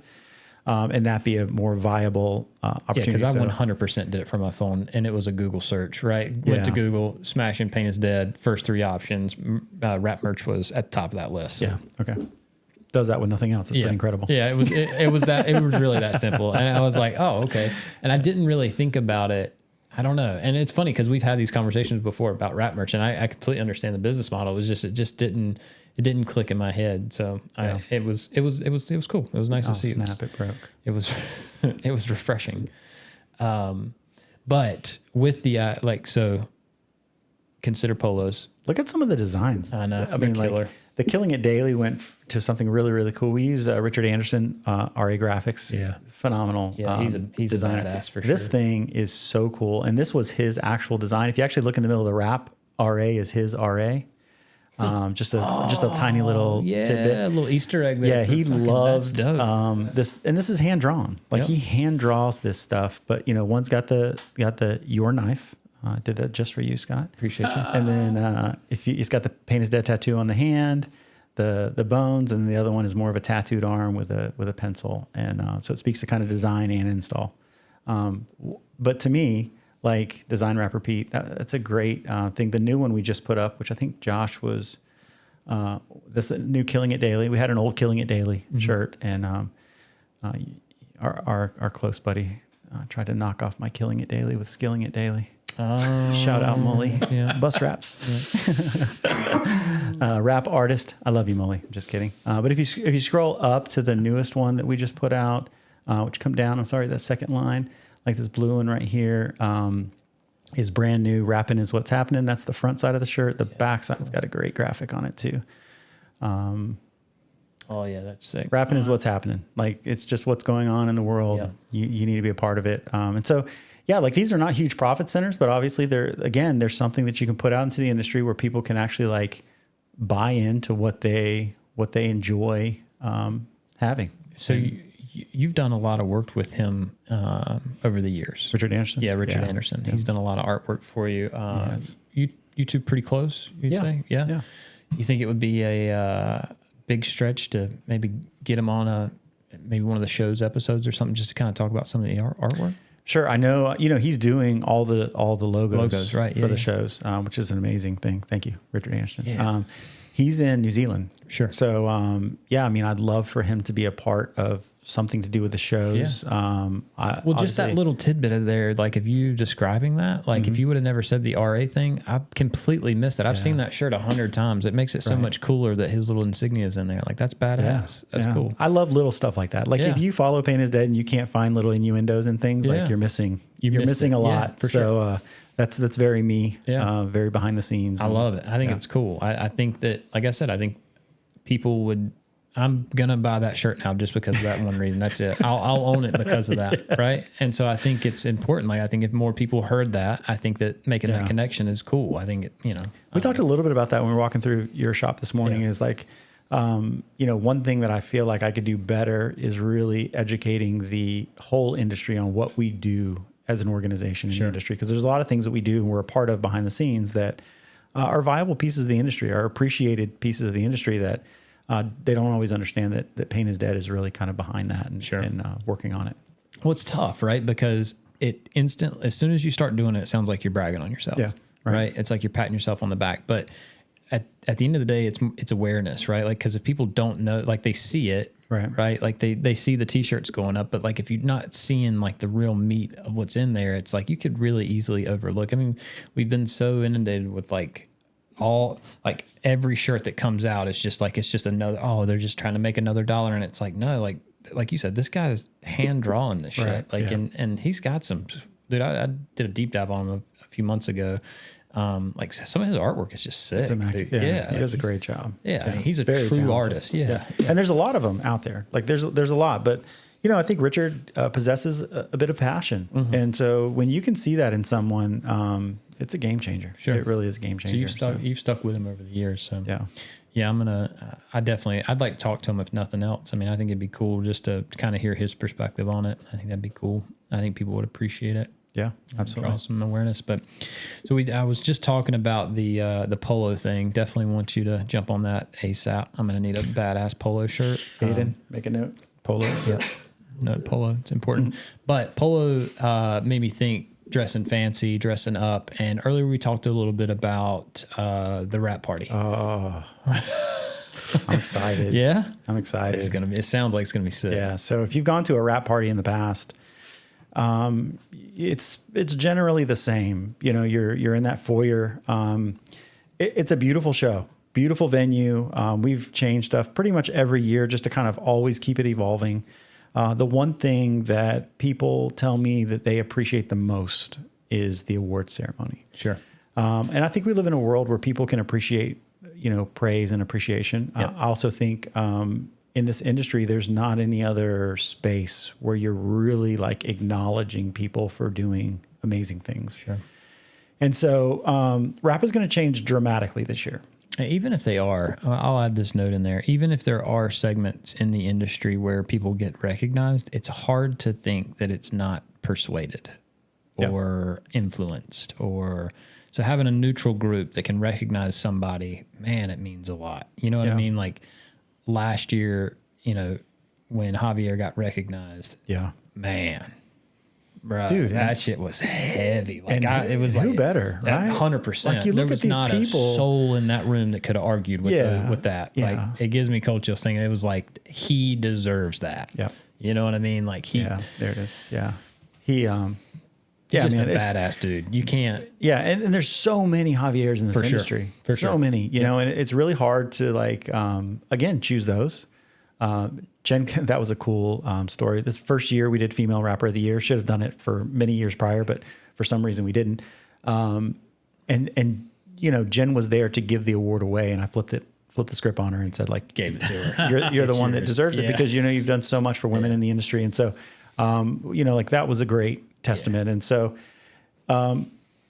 we're going to focus on the award and the recognition portion of the industry. And so what we're going to do this year is it is going to change to truly an Emmy style event. And so let me paint a little picture for you. So as you pull up to this event, we're literally going to have photographers there photographing you getting out, walking up the red carpet into the venue. You're going to walk into the same foyer that has been there in past, but you're going to instantaneously kind of walk up those stairs that kind of cascade both sides of the. Josh, could you get a picture of that? Because if somebody's never seen it, man, it is incredible. Like when you first pull up to that thing, you almost feel like you're in the wrong place. Yeah, well, you're in Vegas, right? Like, you know, you're in Vegas. It's all lit up. It's unreal, dude. Like it feels like too nice and too perfect. Like. This is the wrap, like this is, you know, and then you look up on the side of the building and you can see the logos and all the light. And it's like, holy shit, this is for us. This is. It is though. It's for the industry. And that's the way I look at it. Like I can't throw a bunk event for this industry. You know what I'm saying? Like these guys are stars. You know, the guys and women are all stars in this industry. And I think that it's absolutely amazing what we put together as an event to honor them. And it really is to honor them. And it's intimidating. I'm going to be honest. Like when you walk into that room, like the whole experience is just like, it's one of those things where it's like, oh, like this is about us. Like this is. Well, and I'll tell you the thing that a lot of people tell me is like, that's Scott Decker over there. I know it's Scott Decker. Josh is rolling on the floor. I'm picking my nose and like slamming beers in the corner. Never heard of him. Never heard of her. So you can see the red carpet here in a photo back wall. We'll keep that. This is basically the marble floors, 20-foot ceilings. It's a beautiful venue, expensive venue, beautiful venue. I believe it. But I've anybody who knows me has never heard me stop short of spending money. Sure. So, it's part of the fun, really. Yeah, it is. And I want to make sure everybody feels special. So here's the stairs coming down that right side. You get the same matching stairs coming down the left side. So what'll happen is you'll go upstairs to this ballroom, and this it's not going to be shown there because we didn't use the upstairs in the past couple of years, but that ballroom's going to seat 250 people, and we'll have 20 tables that seat 10 people each. So this is going to be a real all-in production of awards. And so we're going to be having people talk about people in the industry, award people in the industry for the nominations and things like that. We're going to have a full projection screen behind that will play videos and things like that of nominees. And it's going to be I won't say a black tie event, but you're gonna have to dress nice. You know, like I'm talking to myself really. You can't wear shorts and a t-shirt. So anybody knows me knows that that's pretty much what you'll find me in. But even myself, gonna have to dress up for that night. But we're really gonna put this together, something really, really nice for the industry. And so ultimately what we want to do is give out these awards. We want to kind of recognize people in the industry, whether they're award winners that night or not. After the awards ceremony, which could be like, we think an hour and a half, you'll be able to walk outside and then get drinks and kind of mingle and talk amongst yourselves in the foyer area, like past, but just not being focused on the foyer area. Sure. So go away with the raffles, go away with the, there's three parts. The car reveals per se. There will be cars there that are wrapped and kind of on showcase for everybody, but the main focus is going to be awards and giving awards out and recognizing people. I think in the past we've seen like the booths and stuff set up around like the outside edges and stuff like that. Yeah, that's, you know, what I find is a lot of people come to me and say like, "Hey, I do that all day at SEMA. Do I have to set up a booth and man it here?" Gotcha. And sometimes I'm like, "You don't have to do anything you don't want to do." It's, you know, like, yeah. But they probably want to be there. They want to experience. They want to. What we get from sponsors is they want to interact one-on-one with consumers of their product. Sure. They want to hear what they don't like. They want to hear what they love. They want to have that real interaction, and it's core demographic. Sure. SEMA is like, I think the last statistic I saw was like 18% of your core demographic walks to your booth, and what you spend on that booth is astronomical. Astronomical. Yeah. I don't think one of those manufacturers are getting on and off that floor for less than $1 million, you know, a year. So what we put together is very cost effective, and it's core, 100% core demographic. Okay. These are wrappers, PPF, and 10 installers from around the world. And so we give them the opportunity to really kind of shake hands, meet somebody at a specific sponsor's, you know, space, and make a relationship and grow from that. Do you know Trip Harris? Yeah. So Trip he's came by here before. I've known Trip for years, right? I've seen him at SEMA. I've seen him at all the shows. Yep. Seen him at SEMA, and then I see him at the wrap party. And Trip is the same guy. He is. He's the same Trip guy. is Trip. He is Trip no matter what. That's right. And so when I think about the party, and I think about like the opportunities for people to meet, like, because he's all over the place. Like he works his ass off. Like he's definitely like, he's diehard. He is. He really is. And he's passionate about this stuff. Yeah. And watching him and all those different scenarios, it was so cool to see him at the wrap party last year. Like he was just in it. Like, and it was, you could tell like he was enjoying himself, and like he was surrounded by his people, and like he was not, again, like he's him, right? So you get the same thing, but it was almost like this little extra 10% of like glow about him, because it was like every time he turned around, it's like he's not in your space, or he's not, he's not at the show floor or whatever. And it was just, I don't know, it was really cool to see him interacting. Yeah. Really. And I think that's what sponsors love about this and thing. Living in it. And you know what I mean? Just really just like full on, like it was cool. It was, it was really nice. Yeah. I think that ultimately when a sponsor can, maybe they've talked to you on the phone in a situation, maybe they've, you've talked to someone at, 3M headquarters due to a problem or a praise or, anything in between, or any other manufacturer. And it's great to put a face with a name. It's great for the manufacturers to understand that we're human beings. We're on the front line of what's going on in this industry. And if there's anybody who really can give a great insight as to what could be better or what could be improved, it's these guys. It's that person. So to be able to meet hand to hand and really have an engaging conversation with those people is incredible. It's invaluable. It's interesting to think that you're going to get all those guys in black tie. What I'm shooting for is collared shirts and slacks. Like we're not going to go to the tuxes, year one, but man, if you can imagine hopping out of a car onto a red carpet and get ready to get your picture snapped as you're walking in the door, like, you probably want to tighten up a little bit. Be prepared. My plan is I'm going to buy as many of these polo wrap merch shirts as I possibly can before we get there, and I'm going to sell them at the entrance. I'm going to be standing out front selling wrap merch polos. It's going to be. There you go. This is what you need. Yep. Yeah. As they come in, they're going to be like, "Oh shit, I was supposed to wear it." I'm like, "I got it right here." That is the most brilliant thing I've heard you say in a minute. Yeah. That's what these groups do, right? It brings all the good mojo and all the good ideas come out. So, but Wrap is another event that kind of Pain is Dead puts together. And listen, hats off to the sponsors. If you don't have those sponsors paying for that venue, the show doesn't exist. Now, what's that committee look like? Me. You know, the show was initially put together by the group Pain is Dead. Okay. And then I think year 2 or year 3, we actually collabed with Mob, which was a great deal to do. Now they've kind of looked like they're reformulating and like kind of coming back together. Yeah, I hope so. Yeah. You know, the industry needs those things to be there. And so I agree. And you know, what happens is what happens. Like if someone is kind of leading something, and especially if they're leading kind of an event like this and working all day too, a lot of times it's very difficult to kind of share the responsibilities out. Or, you know, I could take care of something as quickly as I could call Jamie and say, hey, listen, I need your help with this. Sure. So, you could fill that void, and obviously working with those guys, like that's got to be cool too. Sure. Like, there's some heavy hitters in that. Absolutely. Yeah. And so, and I'm sure a lot of those too, where they were probably crossbreed. Probably went both ways, all right? Of them. Yep. Yeah. So trans. That makes sense. Yeah. Definitely a trans community for sure. But I only mean that in the most respectful way to the people that were part of both. But solidarity. But there you go.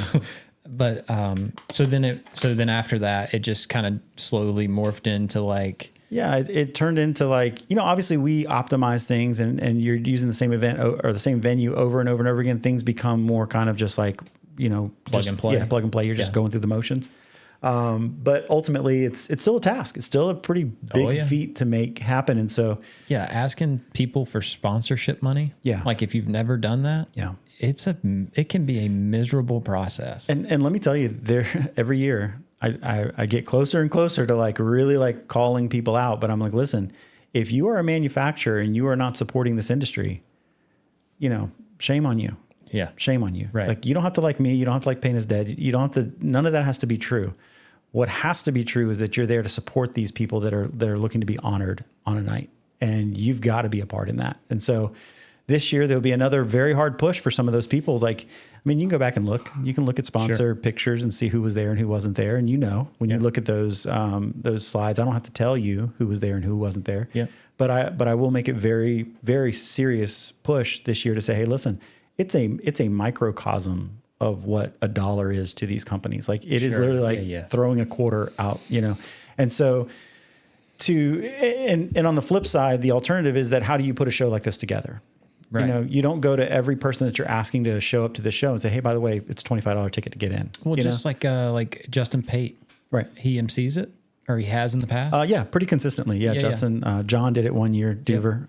It's been a pretty consistent. So just like grabbing people like that, like that's a task in it. Like to think somebody's going to corral Justin and, you know, put him in a box and try to, you know, get him to do this thing. That's off to Justin. He wants to do it. Yeah. You know, those things are easy. Those guys want to be a part of it. They see the value in it. They know what's happening. They know, you know, we're honoring the industry and they see that's very commendable. I guess more what I meant was he's a busy guy. He could be doing whatever else he wants to, but he's willing to step up. You know what I mean? Like you're willing to put that together, and he looks at it and says, you know what? Hey, I'll come in and fill this void, and I'm going to help this. And that's like again, like we're not talking about people like John, for example. John's, you know, he's got kids, he's got a life, he's got a business, he's got coaching, he's, you know, Wrap IQ, he's doing a lot. So, you know, I think sometimes like looking at, you know, watching what these guys are like for the big manufacturers, like they can take note that like we can all be like, we're all there together. Right. Like we're all in this together. Sure. You know what I mean? Just because,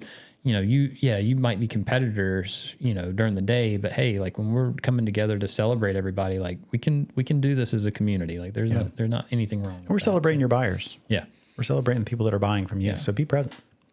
I'm really celebrating some badass motherfuckers. that little slide Josh just went through, like those people, like they deserve that shit. They deserve every bit of it. They do, and that's important, right? Like there has been times over the years that I was just like what about this person? And then I get to know them, and I'm like, that makes sense. Understood. Yeah. Yep. I didn't understand it, but I do now. Yeah. And I'll just say Justin Norton was one of those guys. When I seen him get the award, I couldn't have rolled my eyes any harder. I was just like, oh my God, this fucking guy, like you're the worst.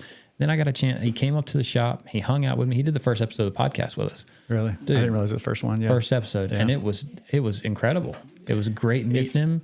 It was a great, and shout out, you put that together. So I appreciate that. Yeah. If you've never met Justin Norton, you don't understand him. Nope. There's no way to. It's easy to hate on somebody. That's kind of like I guess, childish word. I don't think it's always hate, but it's easy to look at someone and judge, be like, whatever. Yeah, judge. He's so easy to judge. He is. And he checks every obnoxious box that you can imagine. You look at him, like I said, all I could do is just roll on like, oh God, this fucking guy. And then you meet him and you're like, no, that's real. Right. Like I've had a number of conversations with him, and you just walk away going, you walk away being inspired, to be honest with you. He's got a great mindset and hard worker, deserves that award. You know what I'm saying? Sure. And so I don't think there's anybody we've given the award to that I've felt didn't deserve it. Sure. I don't even think that there's been question. Sure. There's the only thing that ever always exists is like there's other people, and how do you identify? How do you pick one versus the other? Yeah. And it's hard, and it doesn't always come down to a science. Yeah, how does that work? Like, what's the process look like? Man, it's tough. One year, I seen a cool, like, there was like the blow up on the pages where it was almost like Shop a nominate or it was something for Shop of the Year. Yeah, I can just remember like there was a lot of like interaction between like, and I don't think it was necessarily meant to be that way. Like it wasn't necessarily like a voting style thing, but it was more of like I think it was perceived to be voting, right? As if they thought every time they chimed in, it was a vote for that shop, right. When really this was nominations for a winner. And it's so tough. Sometimes it comes down to just simply like somebody is more relevant at the moment. Sure, they're doing more to put themselves in front of everybody at that time. Who won? Was there a Shop of the Year last year? Yes. Jim Miller, right? Miller. Yeah, Miller won it. Like that one was obvious. Brand new shop. Yeah. Mecca. Yeah. It's him. It's huge. It's badass. Yes. It checks all the boxes. Like there was probably zero argument whatsoever when it came to that. Correct. Right? Like nobody even questioned that. They were like, oh, yep, he's getting that one. And so. Yeah. And you, that's probably the most debated award. Ooh. If I have to be honest, Shop of the Year, it's kind of the one we hear back the most about. Like, I think I deserve it. And, when you walk into a shop like Jim's and Mully's and Metro Wraps, just off the top of my head, if I just want to throw 3 shops out those are 3 good ones. Dude, how do you beat it? Like, listen, I have a shop of my own. I don't know, dude. It's pretty badass too. I've seen I've seen your shop. Yeah, it's nice. It's cool. Yeah, it's humble in comparison, But you walk into these shops and you're like, my God, how give somebody else a chance. You know what I'm saying? But they it's difficult. Put yourself in those shoes sometimes and try to think through how would you choose. And it's difficult. You just try to make the best decision at the time based off the facts. Have you thought about like a voting program? Yeah, man. It's if there's anything that I can say I wish the industry really worked hard on, it's being more engaged in things like that, in nomination processes. We've done, Tim at Rapper Mapper typically every year does registration for us. He did a nominee page, does it all on his own, no cost. Like he sets up a page, he does the registration, he outputs. Tim does a lot of that. He does a lot for the industry. He does a lot. Tim does a lot for the industry. Very under the radar, and like I ran into it a few times. Last year I did Raps Live at SEMA. I worked a booth for him, and there was a couple times where people were just like, "Oh yeah, that's what Tim does that." And I was like, "Tim does what?" And they were like, "Oh yeah, he handles all everything." I'm like, "What? Really? He does that?" And they were like, "Yeah," and he's really good. I don't know if we said Rapper Mapper, but I think so. Tim from Rapper Mapper. Yeah. Josh, if you want to pull up Rapper Mapper, that'd be cool. Dude, Tim is a beast, and so he put that page up, and honestly, there wasn't a huge amount of effort put towards nominations. Oh, that's right. Because maybe it was last year. There was a nomination portal. Yes. Okay. Yeah, you would go and you kind of select. It's incredibly difficult. You can put out asking for people to submit nominations, and it always comes with, other than yourself, please don't nominate yourself. Sure. type of thing, and you get very little. And so, you really need an industry to be engaged and locked in on things like that and be looking for opportunities like that. And obviously on our side, we need to push a little harder too and make sure it's just in front of everybody constantly until they are kind of sick of it, type of thing. But the nominations make our job way easier, because when you can look through 20, you can make a decision. Oh yeah, you can start eliminating. If you have five and you're like, there's more than this, you got to be able, then it forces us to kind of go out and dig around and try to find and search through. After doing this for a few years, like the top five, I mean, they're probably going to be pretty consistent, I would think. I mean, your big players are going to be like, your well-branded guys that are, I don't know. I don't. Well, like the women's one's going to be easy. We've only had 1 year under our belt of a women's award, so that one will be. And there's been a big. There's been a huge spike. Yeah. The shop one is hard. Not everyone's building a world-renowned shop. Not everyone's getting to that point of like competing with some of these big shops on an every year basis. So those are tough. Designers, there's a lot of designers. There's not a ton of designers that you can really choose from. So impactful designers is another thing. Correct. You know what I mean? Like being a good designer is one thing. Like there's a guy that works at have you ever heard of the Decal Source? Yeah. They're a local wrap shop here. They're big. Okay. Yeah. They do a lot of do a lot of NASCAR stuff, but they're in racing. They do a lot of other stuff. We just had Tony Johnson, the guy that owns it. We had him on the podcast. It was really cool, really awesome to sit down with him and talk with him. But he's got a designer thing.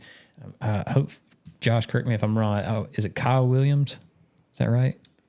I'm not sure. Okay. I'm pretty sure it's Kyle Williams, but he's like one of their lead designers, does a lot in the racing space. He's fucking good. Yeah. I mean, he's really good. Like, and it's kind of a subcategory of, when you think about wrap design, stuff like that, like he's in a very specific market, right? But he's good. Yep. He's really fucking good. And like, to me, it was like, he'll never it's kind of like Justin Norton, right? Like Justin probably doesn't get, I got to be careful the way I say this. He probably doesn't get the respect that he deserves from the wrap industry. Mm-hmm. Right. But from his community, he gets, his followers are fucking brutal. He's got an amazing followership. And I would say the majority of those people are not in our industry. No. Right? They're separate from our industry. And it's kind of the same thing for the guy that I'm talking about. Like he's in such this subcategory of wraps where he falls that, you're in the racing world, there's like 3 or 4 designers in the racing world that are known. Like if you see there's certain designs, I know when I see it, I know it's a Blackbeard design. Okay. I know it for sure. He designed that 100%, no doubt about it.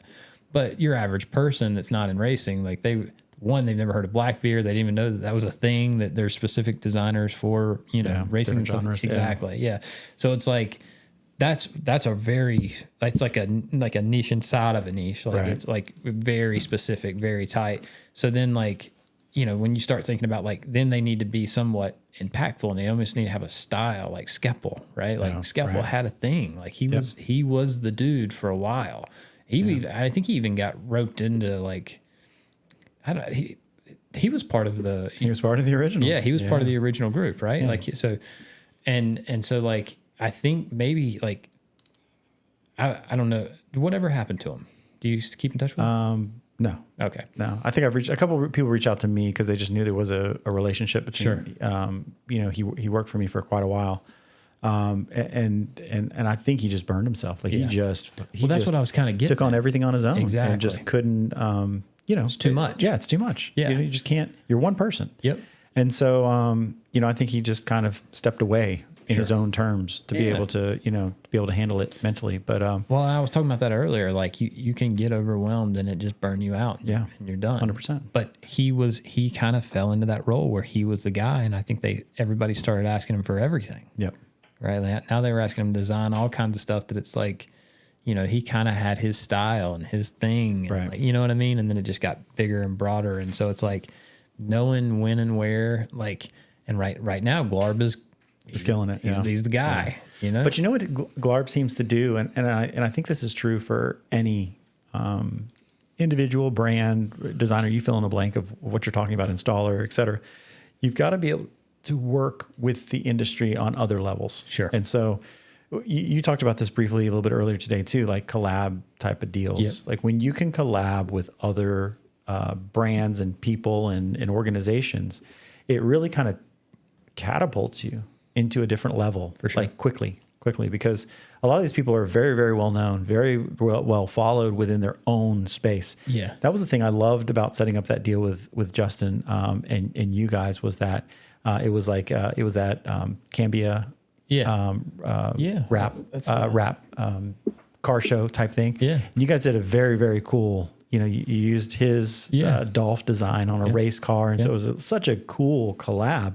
And so like things like that, I think are really what the industry needs to see more of. And if you want to, if you're not at a national level and you want to jump to a national level very, very quickly, dude, start collabing with other people. Yeah. Start looking for ways that your brand would coincide with another brand and their brand would represent your brand. And you'd be surprised how open people are to doing that. Yep. Because they see the value in it too. 100%. Like it's a win-win scenario, but that's the quickest way to catapult you to that next level very, very quickly is doing some sort of collaborative type of thing to put you on that. We've done it several times. Like the Justin thing when me and him first talked, he was like, man, I'd be honored. I'd love to. I'd love to come. And I was just like, whoa, that's cool. I was not expecting that. But like we've done it with the tools and stuff. Like the Torch Defender, that was Molly came up with that. That was his idea.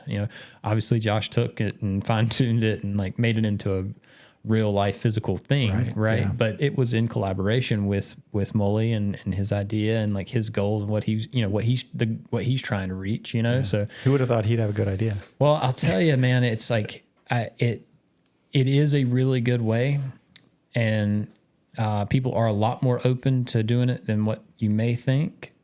It does come with a set of challenges, man. Sure. Working with somebody else, especially the creative type, it has a set of challenges. And people understanding the dynamic. Sure.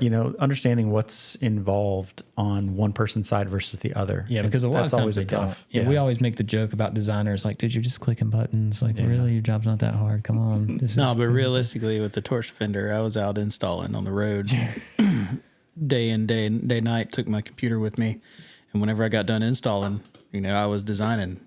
Yeah. And making little tweaks, and that shit takes time and effort. Takes a lot. Yeah, absolutely. Especially for it to be, good, right? Like you can do some real basic stuff, but like to have like a real good finished product, man, it takes a lot. It does. So I like it. I like the collaboration portion of it. And I think it stays true, man. I think it keeps all of it together, keeps it working together. You know what I mean? So I don't know. I'm excited. I'm excited about pretty much all that stuff. The wrap party changing, that's gonna be really cool. Love where the shows thing is headed. Yeah. I'm excited about the shows thing. Yeah. Yeah. That's top of the list right now. That's gonna be a killer deal. And Paint Is Dead's got some other things working. We're coming out with a PPF line. We're working on some color releases with another manufacturer now. It's gonna release some new color change in the US market. And so from a Paint Is Dead's perspective, that's our goal is collaboration and working with manufacturers and so you've done some colors in the past. Yeah.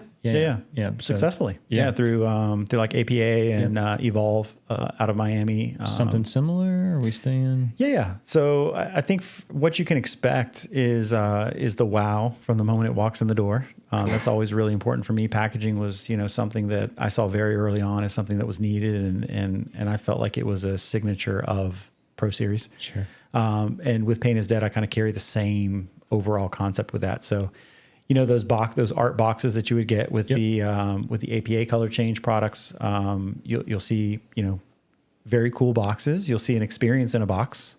So what that means to me is more than just a roll of film that's coming out of that box. You're giving you something to truly like hang on the wall, be proud of, that you were a part of that install, with that color. That process is that, so when you're developing new colors and products like that, is that a Paint Is Dead project? Is that how you say it? Okay. So, did they come to you with like a range of colors that you're shooting for, or it's just kind of off the hip, like whatever? Yeah. So they're looking for your like what do you want? Okay. Type of situation. Gotcha. And typically you're giving them spray outs of colors or some sort of indicator to go match a color. And so that's usually what we're providing. They're going to give you back a sample of what they can do or how close they can get to it. And you've got to look at it and say, like, is this the right color? Is this the right sheen? You'd be amazed when you're trying to release or try to conceptualize a color to come to market. Sure. The thoughts that go through your mind, like, is this what people want to see? And again, being in a wrap shop every day, overhearing customers and conversations and what they're asking for was how the first color came to be, Dead Red. Dead Red is a OEM color match to Mazda's Soul Red. And so I had heard so many times people asking for Soul Red, Mazda's Soul Red, and there was not a solution on the market. And so that was the first color was we're going to color match Soul Red, and that was, man, Dead Red's been one of the most successful colors we've got. Cool.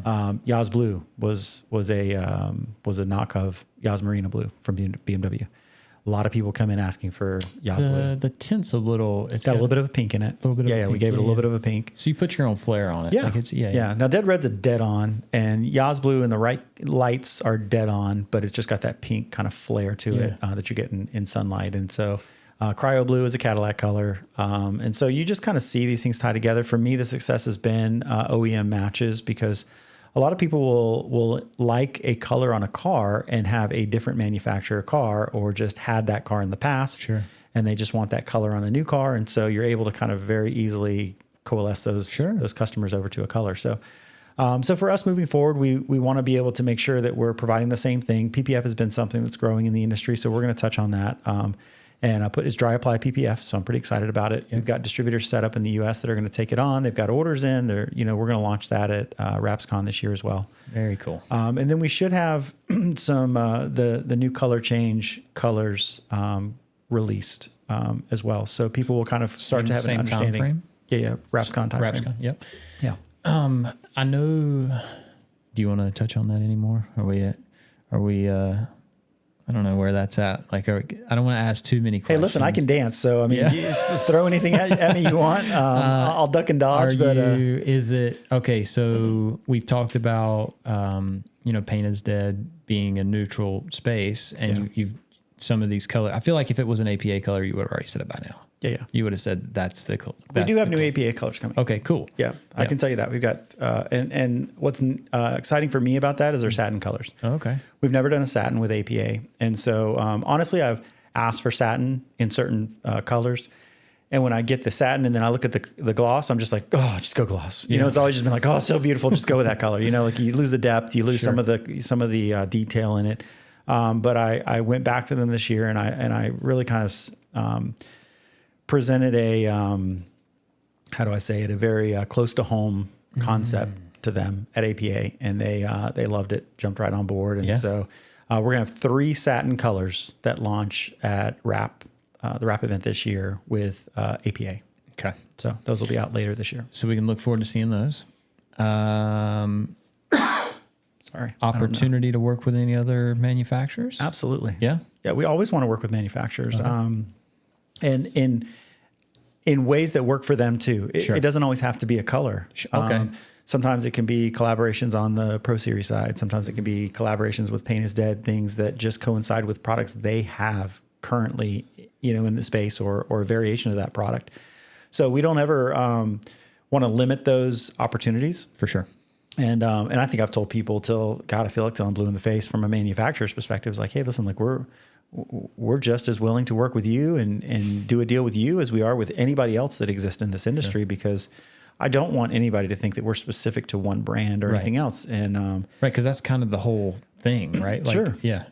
Sure. We have a diverse following. We have people that are believers in one brand over another, and that's fine. Yeah. And you have people that are just excellent installers with certain films and not with all films. And so all films are very unique and very different. And so, I think that being open and all inclusive is the way to go. And so forever, Paint is Dead has always strived to be this universal, across the board, open door to anybody type of opportunity. Got it. So Wrapscon's going to be big for Paint is Dead this year. It's big for Paint is Dead. Like we're gonna we have a dinner for the network guys that have been a part in the past to kind of invite them back to that that organization, and then also bring in some newbies from new markets and states to kind of get to that one in every state concept as a base rule.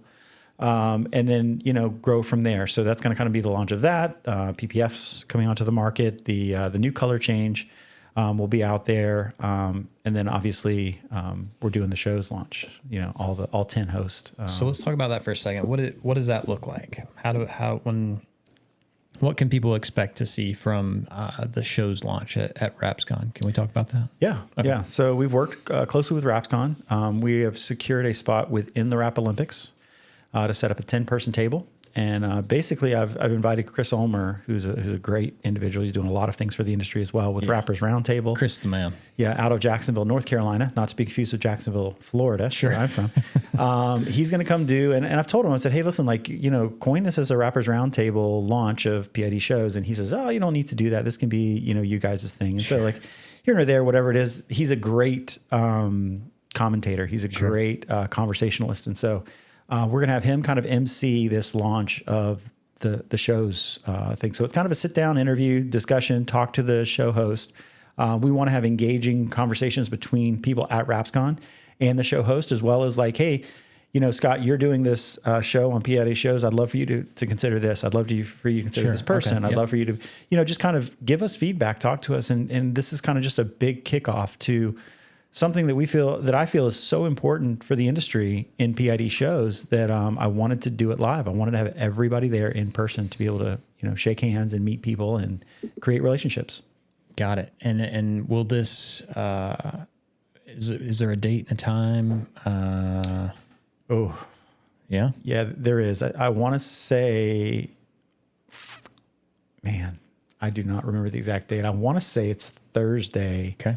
And it's like that lunch time frame because we couldn't interrupt the Wrap Olympics and what's going on. So there's like a dead time where they have like a lunch period. Gotcha. And Jen Carney is really tied into the Wrap Olympics as well. So we've got to pull her away from her responsibilities there. Sure.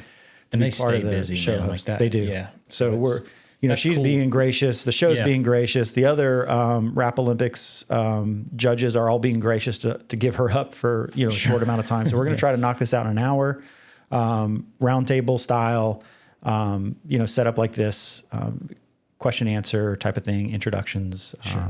And I'm guessing everybody can, just follow Pain is Dead and make sure that you're, if you're following Pain is Dead, we're going to make sure that all that stuff is posted and going up, all the time. So the big thing is just going to be that going back to that community thing and making sure that like the people that are subscribing or that are part of the Pain is Dead network or they're following, here's an opportunity for you guys to step in and you've got a direct line. Here's your 10 hosts. Yep. And if you got something on your mind or something on your chest, or you just want to meet them and hang out and, show a little gratitude, because realistically, these guys don't have to do this. No, they're already busy.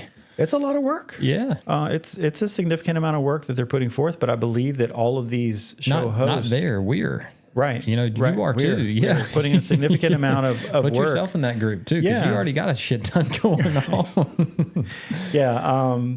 These people are putting aside potential family time, potential vacation time, potential, fill in the blank to make sure that they are giving you guys their expertise. Yeah. What does that cost? What would that cost? It would be an infinite number.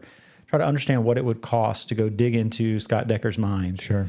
And really try to dig out the answer to the question I'm asking about something to do with the wrap industry and bettering my business. Yeah, I look forward to Glarb's, right? I'm looking like his personality type. I think people have only touched the surface on who Glarb is, who Ryan is as a person, man, because I think, yes, he's a badass designer, but as soon as they get to, dude, it's going to be so good for his brand. Like it's going to make him explode. Like people are going to get a chance to see in there. If you look at his templates, the way he explodes, the views to make sure that your fenders are going to line up with your hood and all those things. And, like the effort he puts into a design is immense. He did a round table with Chris not that long ago. And like, I'm sitting there and I'm listening. I'm like, man, I don't know if everybody in this thing really knows the value this guy's giving right now. Yeah. And he just does it so nonchalant and cool. It's just like, man, like, I think maybe that's the thing. Like, it's just his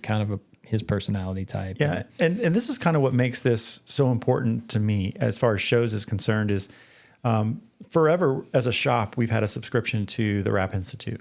Okay. And who finds no value in that is my salespeople and my accounting staff and my designers and my pre-press operators.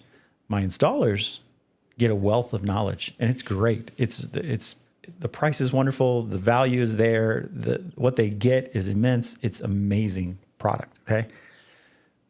but shows needed to be something that applied to every part of the business. Sure. Okay. And so shows is not a competitive space to the Wrap Institute. It is another opportunity that shops have. You can think like, I'm pretty sure any shop out there in the industry today can afford $20 a month. But if you can imagine, like what you're getting is something that your sales team can sit down and watch videos on. Right. Your designers can sit down and watch videos on and learn and grow and be better in what they are. Your installers can do that too. Your pre-press operators can. Your accounting people can be a part. Your management team can sit down and watch shows and get something out of it valuable to them. Yeah. And so to me, that's really where shows is just light years ahead of what's happening in the industry is like, hey, listen, we're providing something for all the way around a wrap shop and understanding how to work and how to be better. Yeah, no, it's exciting because and the entertainment part of it is just kind of a plus. Yeah. You know what I mean? Like everybody learns differently, right? Like, so, obviously like the college route works really well for some people. Some people want to go out there and learn a trade and get their hands dirty, and like having all these different people that like me and Ryan got to talk. Actually, it might have been on the call. It one of the calls we had where he was talking about like him going through his educational process and everything, like him going to college and and I didn't realize some of that about, again, just like seeing behind the curtain a little bit with Ryan was just like so cool. But like when you see him, you would think like his design work is like full custom, like radical, like all over the place. You would think like he would be like this stoner hippie that was just like, you know what I mean? Like off the cuff, but behind scenes, he's very organized and structured, and like it's very intentional, and it's more of like a method. The creation comes from the method, not the other way around. Right. You know what I mean? And a lot of people work the other way, is like they have this wild creation that they're trying to box, and it's so challenging. And for him, it just seems effortless because he has this method that this creation just comes out of, and it's pretty impressive. And like I said, to hear him explaining it, it's just kind of like, yeah, I use some tape, man, and it's like. Dude, like it's so good. Like, I don't know. It's simple, easy to digest. He's special, but so is everybody else as part of this group. They're all special in their space. And the beauty too of shows, and I don't know if we hit on it a little bit, but there's no limitations. Like we talked about that very, very early on. And like, for instance, myself, like my show is really meant to engage in the marketing and the sales and and kind of running a shop and being successful, scaling a shop. But that doesn't mean that I can't have a conversation based on, an installation technique, because that may very well tie into better efficiencies in a shop. Sure. And so for everyone across the board, we want to make sure that you guys are open to have conversations about whatever you feel is necessary at that time. Sure. And so, I think that's another just kind of key aspect that works really well for the listener or the subscriber, that is probably not going to be talked about as much as it really should be. Yeah, no, I think so. I think you're right. I think it makes it a little scary as a creator, like being, part of the efforts. It's like, cause if I'm not careful, man, I can go crazy. You know what I mean? You're kidding. I can just I can get way off board really quick. And so like, that was like when me and Josh first started talking about it, that was one of the first things he said. He was like, whoa, we got to lock this in. We got to get this down condensed to where it's like something manageable that we can actually do and produce. And then you can live over there in crazy land, and we can start, and I think that's been kind of cool that you have allowed us that flexibility to be able to, like, hey guys, I'm not telling you have to do one thing or the other. Like, just do what you do. But you remember what I said, like in working with the people in 201 Wrap, is I don't come across as someone who is the boss. Right. Like, just because I organized it and put it together doesn't mean that I look at myself as the boss. Sure. I look at myself as a co-creator to you guys, and just as humbled to be surrounded by you guys as you profess to be, surrounded by the other guys. So, for me, it's flattering to be a part of it. It's exciting to be a part of it. And I hope that, I can share multiple things in every show that people can be like, oh, that makes so much sense. That helps me be better at what I do every day. And not be, I just learned one thing, or I just took one thing away from it. I hope there's multiple. That's my goal in the end, is that everybody can really gain tremendously. They should, man. I think it's structured well. I think it has just enough in the box as it does out of the box.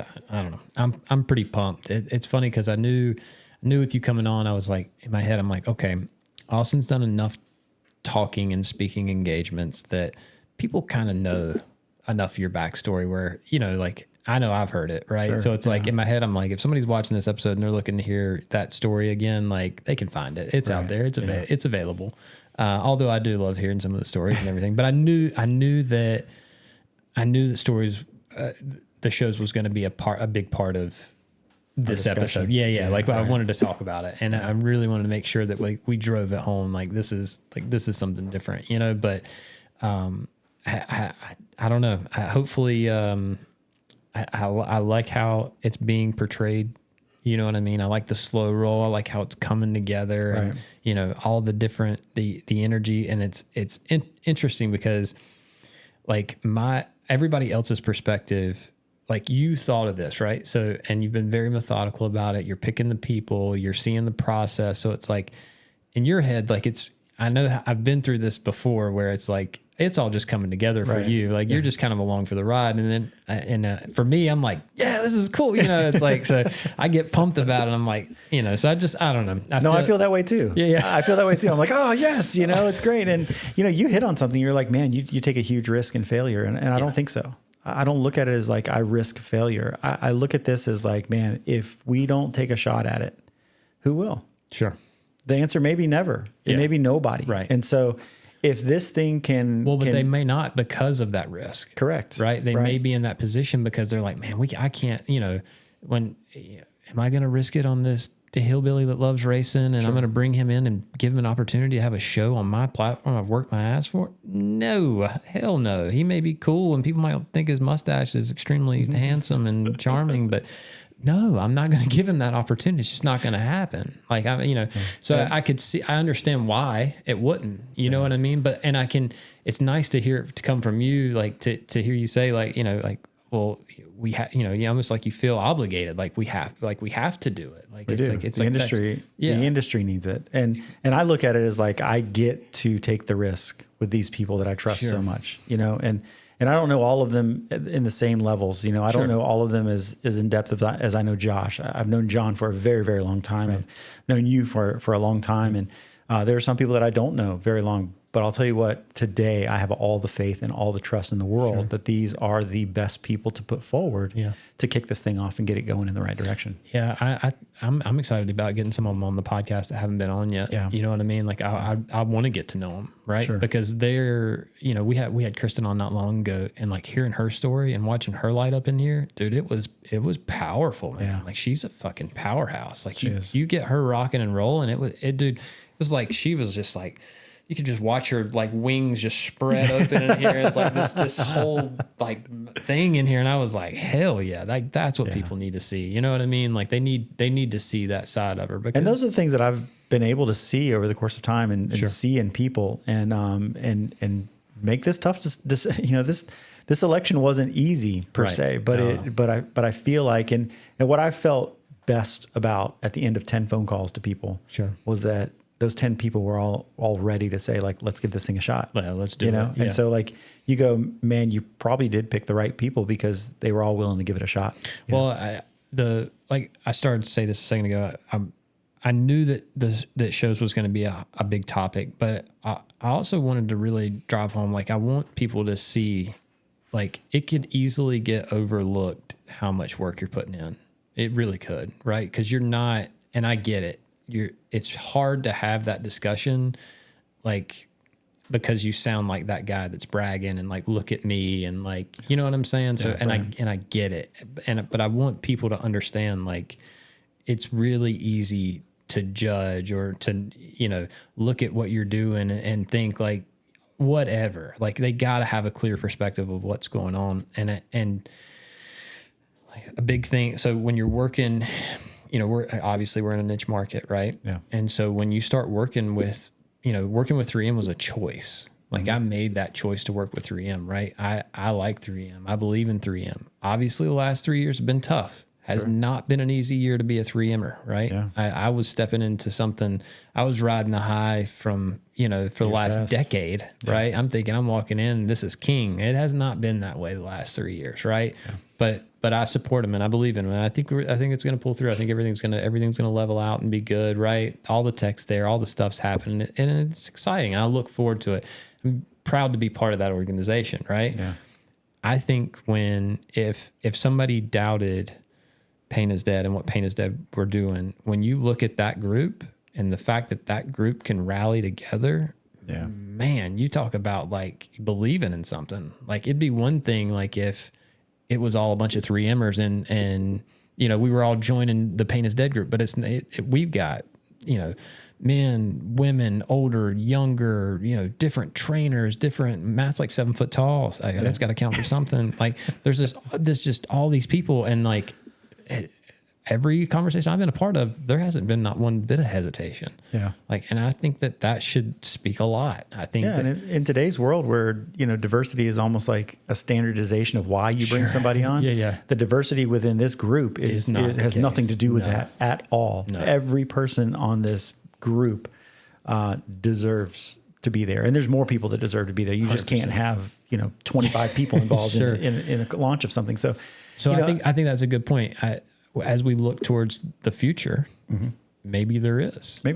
Maybe there is. We've talked about, you know, is there a younger generation that takes over hosting for certain things? Are there younger generations we bring in as like guest host to run a show here and there on certain? It's something we're rolling around, right? Yeah. Like I want to get the, you know, some of these people that like, because we were talking about it before, like when you called me. And I'm in my head, I instantly go to, damn, all the people in this industry, and he picked me. Shit, dude, feels funny. Like there's somebody that deserves this seat more than I do. And then I thought, well, okay, trust in him. He sees something, whatever it is. You know, I'm thankful. It's the mustache. It probably is. I try telling people it don't take much. Justin Liston, I don't know if you've seen his. His is looking tight. I think he's coming. He's coming for you. Yeah. Well, I got a few tips for him. Right. He can. You know, he helped me out early on the wrapping stage. I can probably help him early in the mustache stage. It's not a problem. I can. We might need to do a show on it. Yeah, I can definitely do a show on it. That's easy. Yeah, 100%.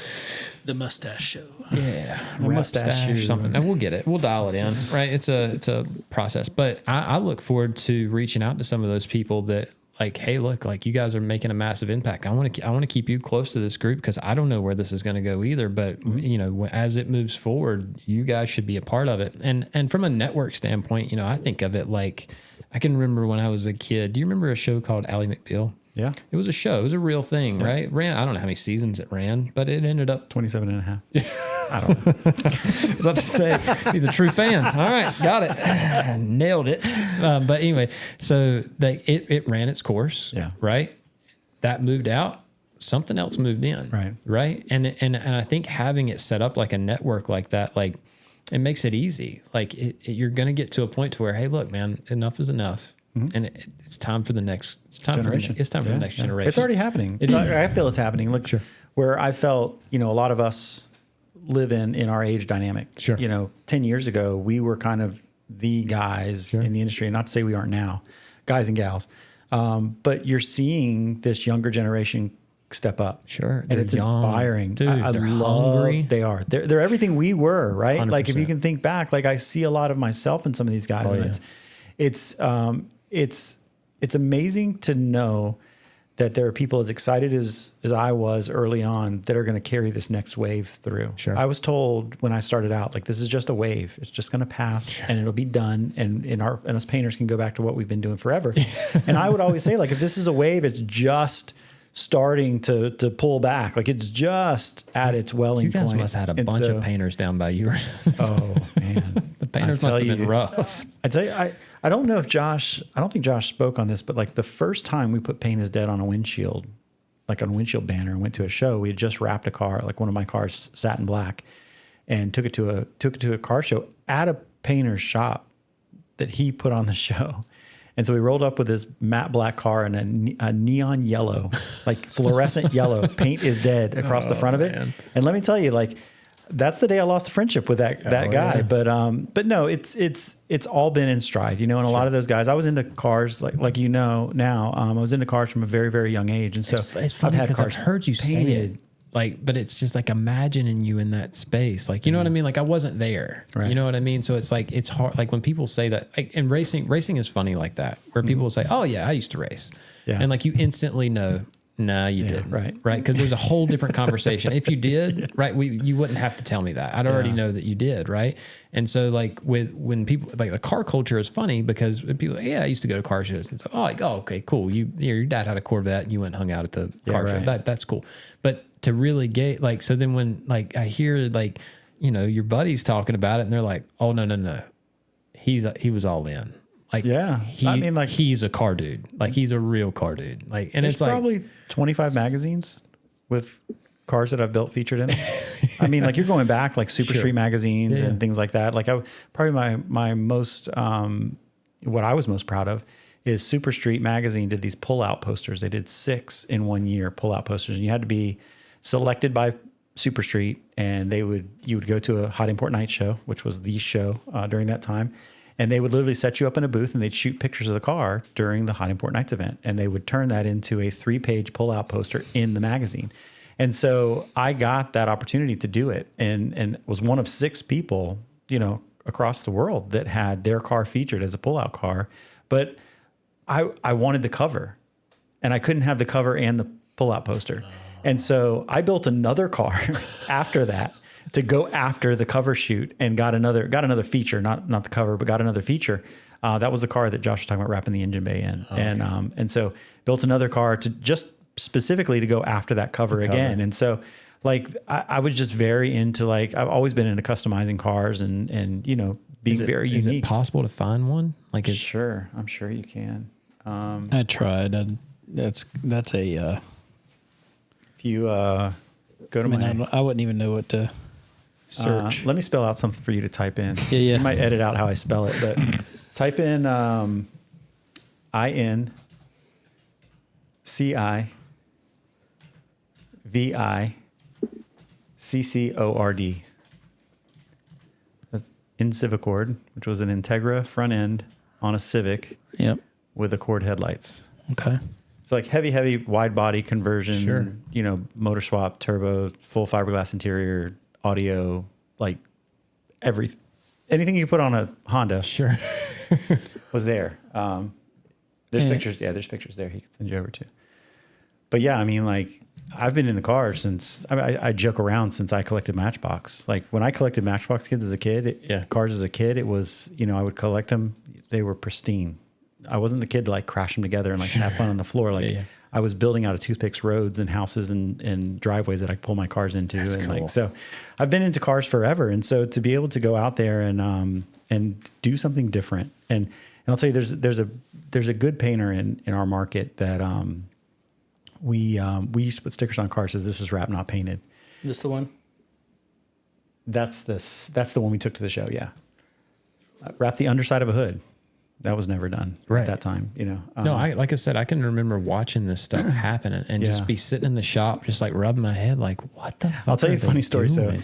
So, when I told Josh we were going to wrap door jams, it was like, there was an explicitive back to me and I was like, no, like seriously, like let's do this.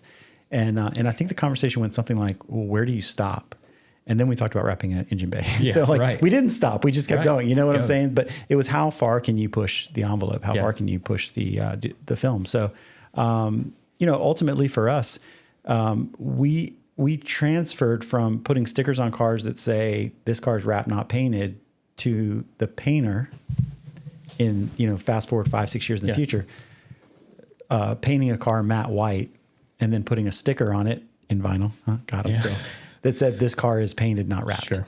And so I was like, wow, how the times have changed. Sure. You know what I'm saying? Yeah. So, no, that's cool. Yeah. Was with the painter so I know for racing, we had, like helmets were always like the thing, right? Like when you had to get your helmet painted by certain guys, especially like in the 90s, it was like a big thing. Like you like Indicel. There's a sticker bomb.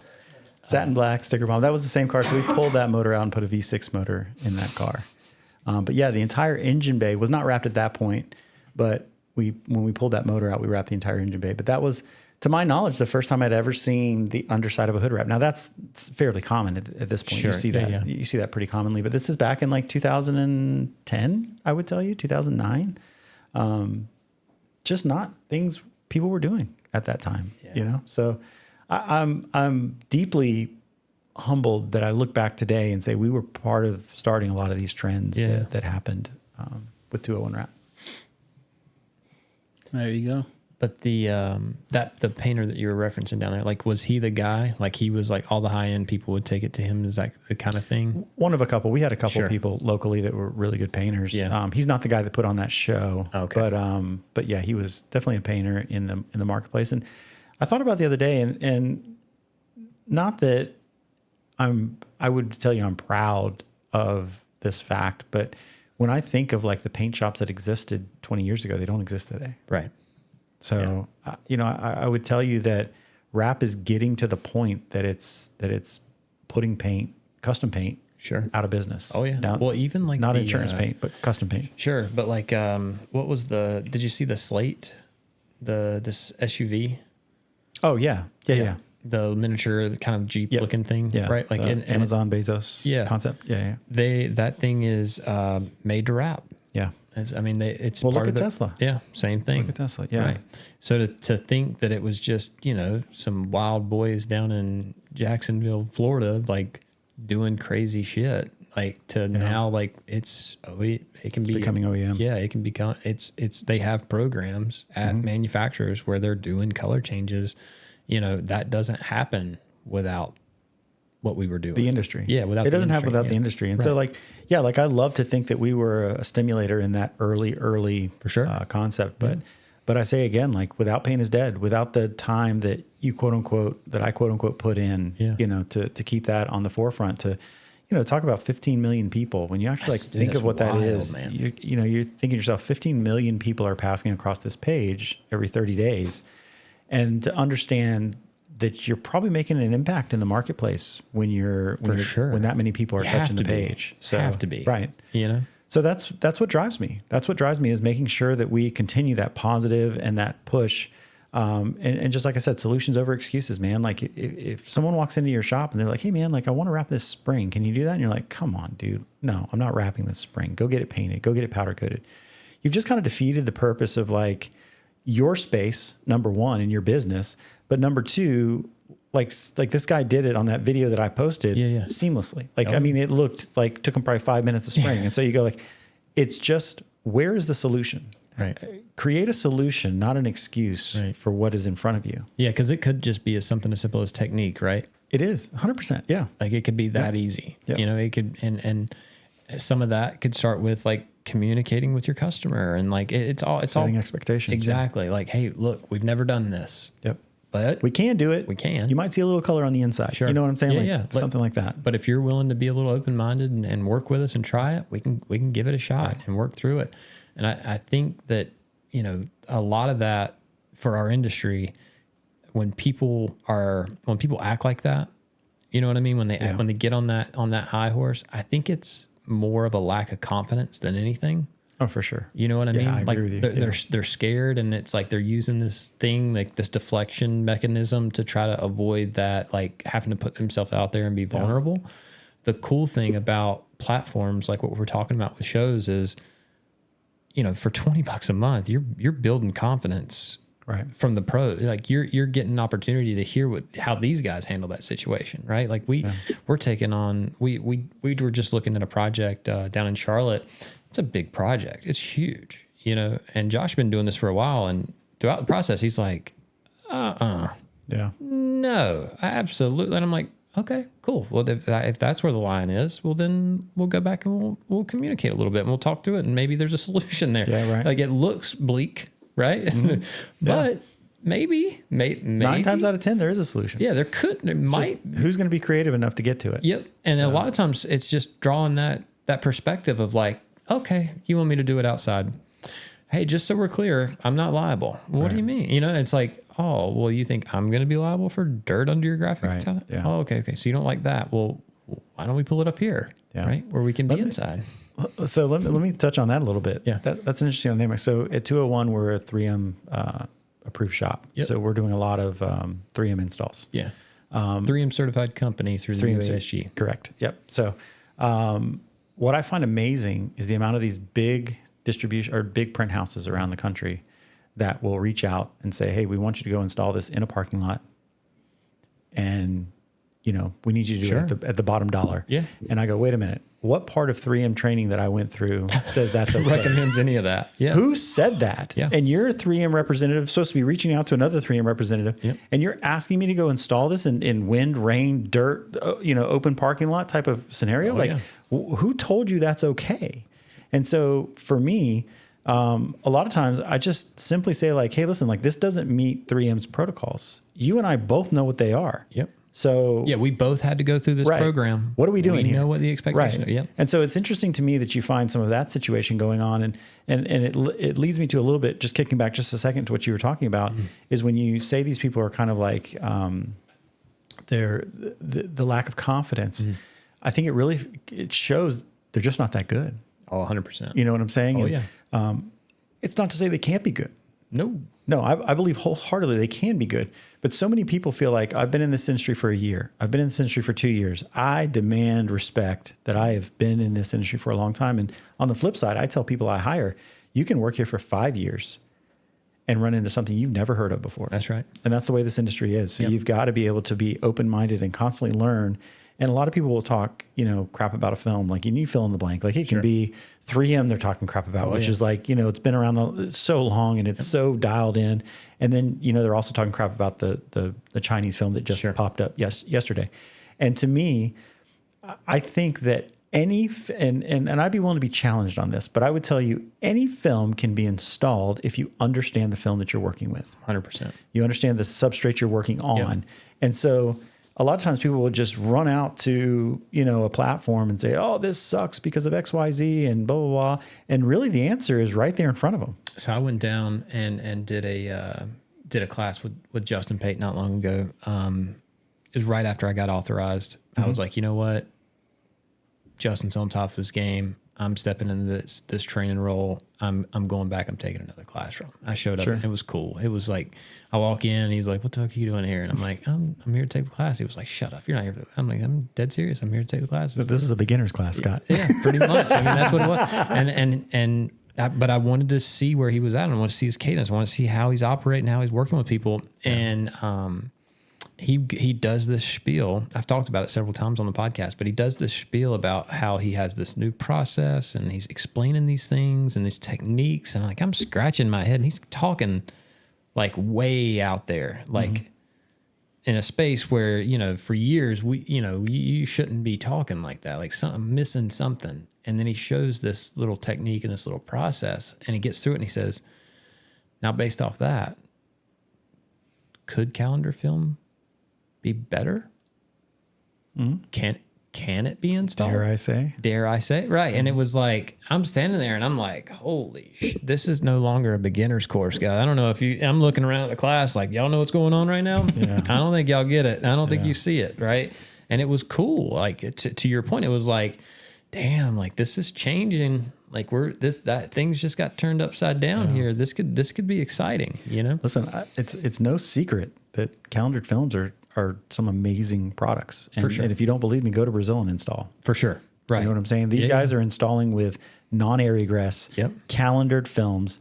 They're producing beautiful, stunning wraps. Yeah, when we got that Alltac, we didn't know. It was a little, like we were like, whoa, what's going on here? It took us a minute to, to get a hold of it. That's the American in us. Yeah, like we're so spoiled, if I hear one more person that can install Avery SW900 and feels like they're a rock star, like, come on, like I love Avery. Don't get me wrong. Like I'm not bashing Avery.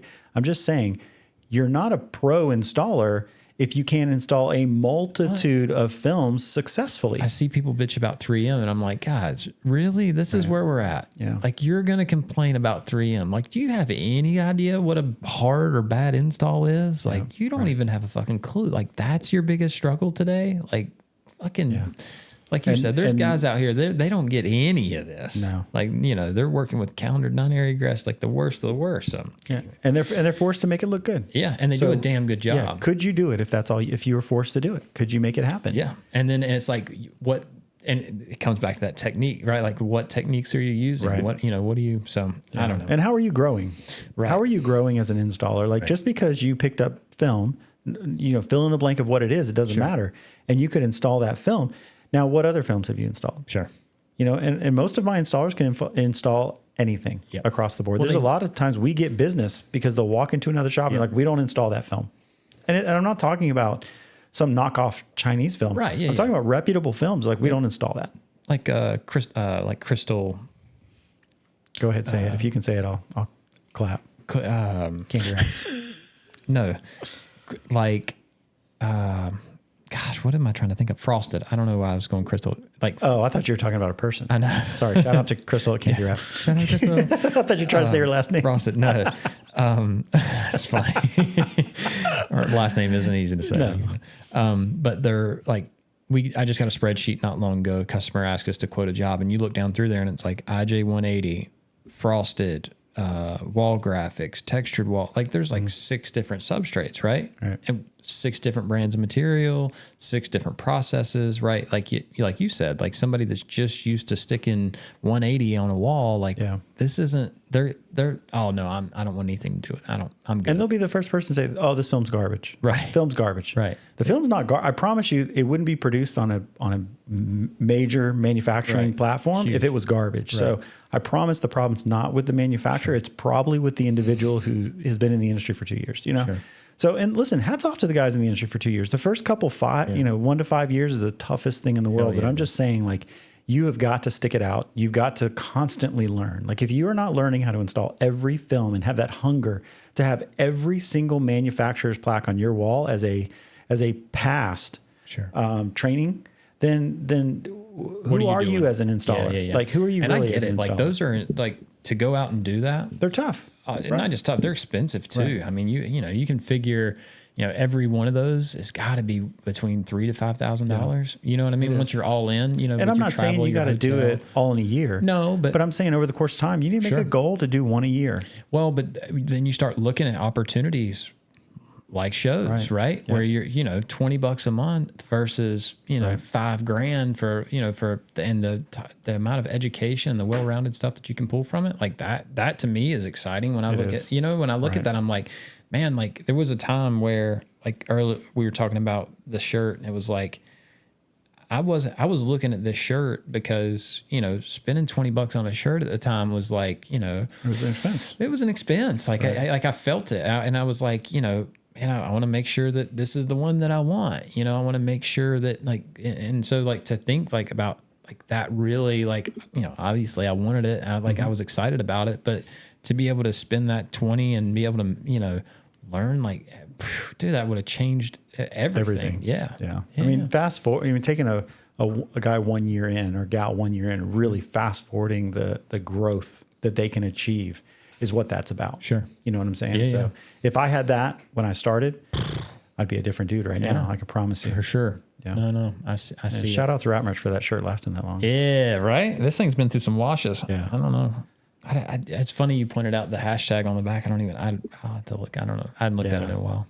I don't know what it is. It's the, so originally on Instagram, the username was paintisdead_com. Oh, okay. Because someone had grabbed Paint is Dead. Well, because it was trademarked, we were able to go back to Instagram and get it pulled back to us. Gotcha. And so we changed that over. But when I noticed it, I was like, man, that's been a long time.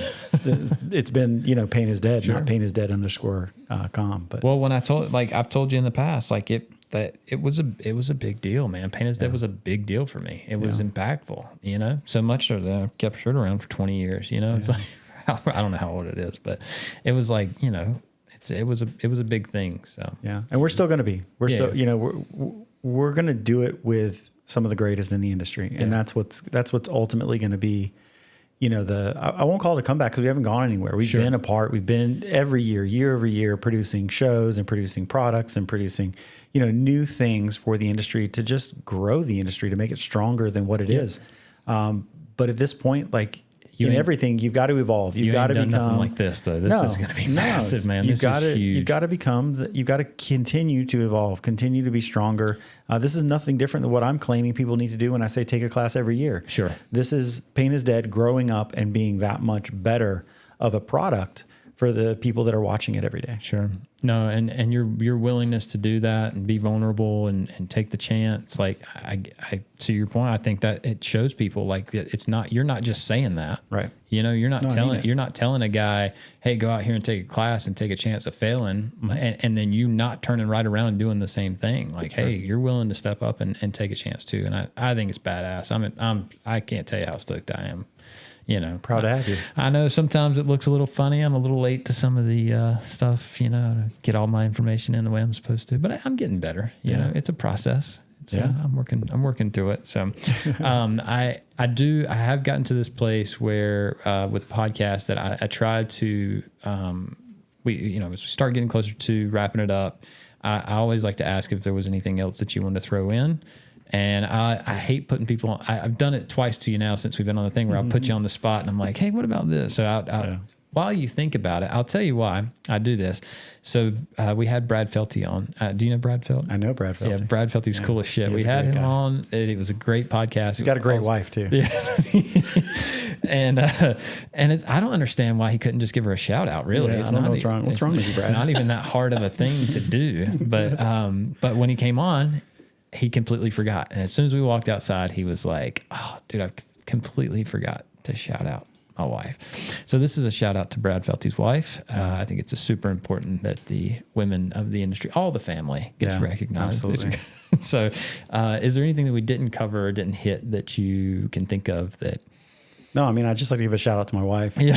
Make sure that she understands all the perfect response. All the time she does without me is for the benefit of not only our family, but for the Wrap family that exists in the world. And so, for me, I just I love being able to discuss with you guys and just share who I am as a person and who Pain is Dead is in my eyes, because I know that that's not always easy to perceive from the outside. So, I hope the industry continues to look to Pain is Dead to help evolve and help bring new and exciting things to the industry.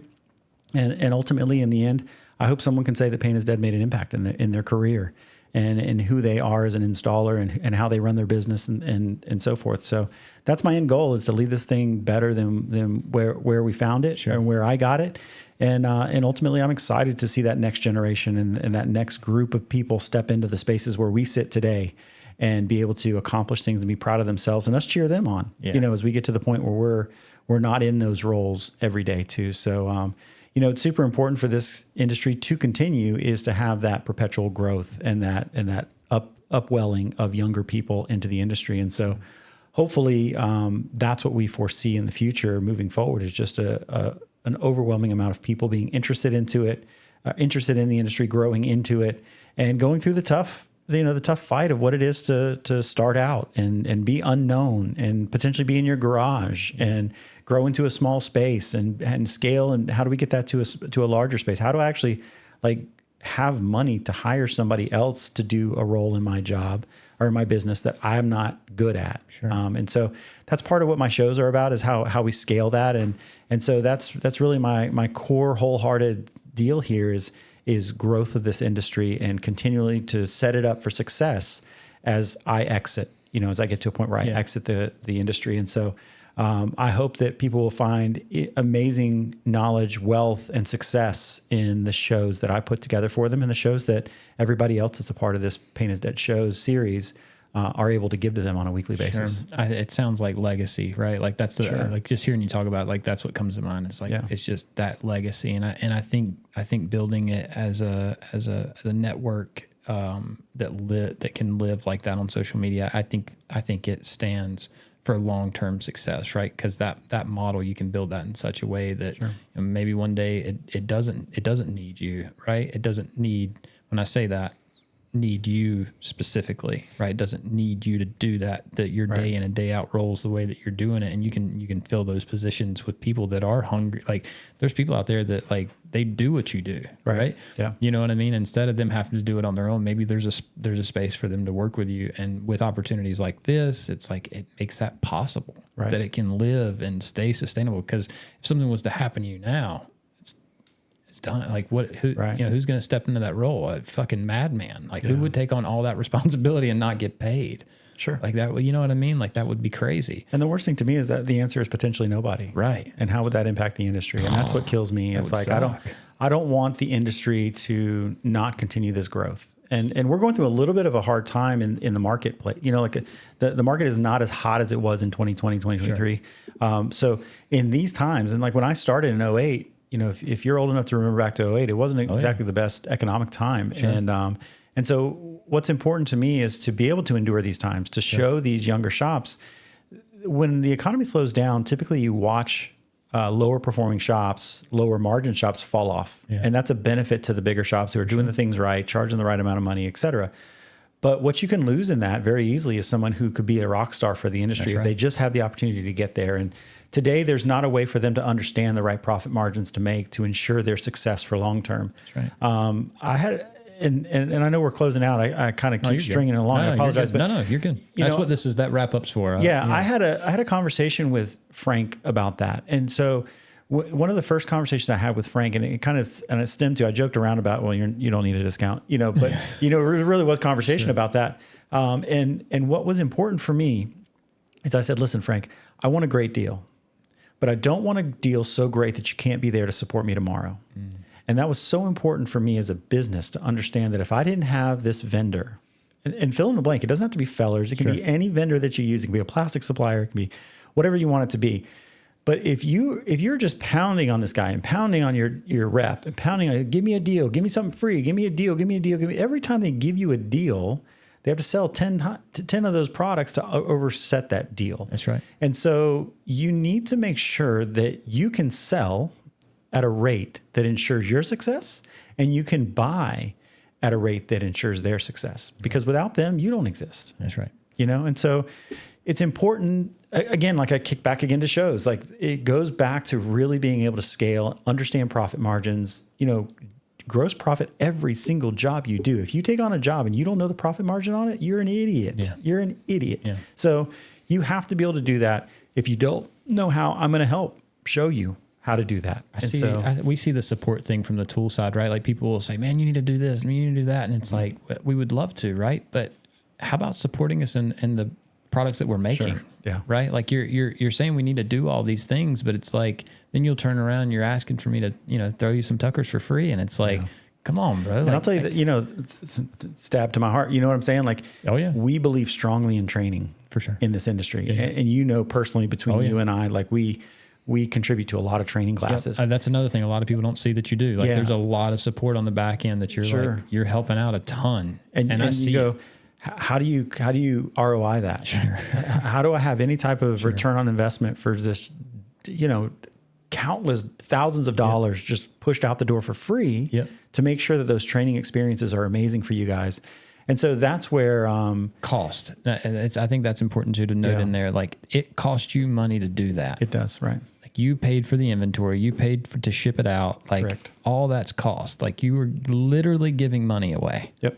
That is. Yeah. It's important to make sure that we're clear. And for everybody. Like people hear that word free and they think, oh, well, you gave it to them for free. And it's like, no, as a matter of fact, didn't give it to them for free. That had a cost attached to it that I had to pay for it. So it's costing me money for you to get that. That's right. So if you're wondering what my support looks like, well, maybe in this one little package right here, it's $20, but over 365 days, that cost me, you know, thousands of dollars, right?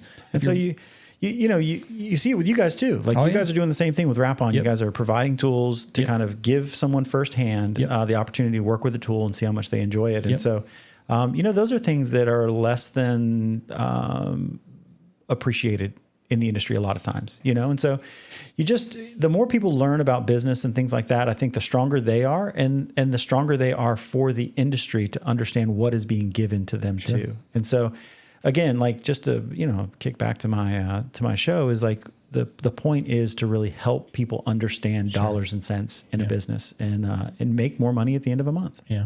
No, I think it's exciting. I'm pumped. There was something that you said in there, and I think I've said it to you before, but I'm gonna say it again. Pain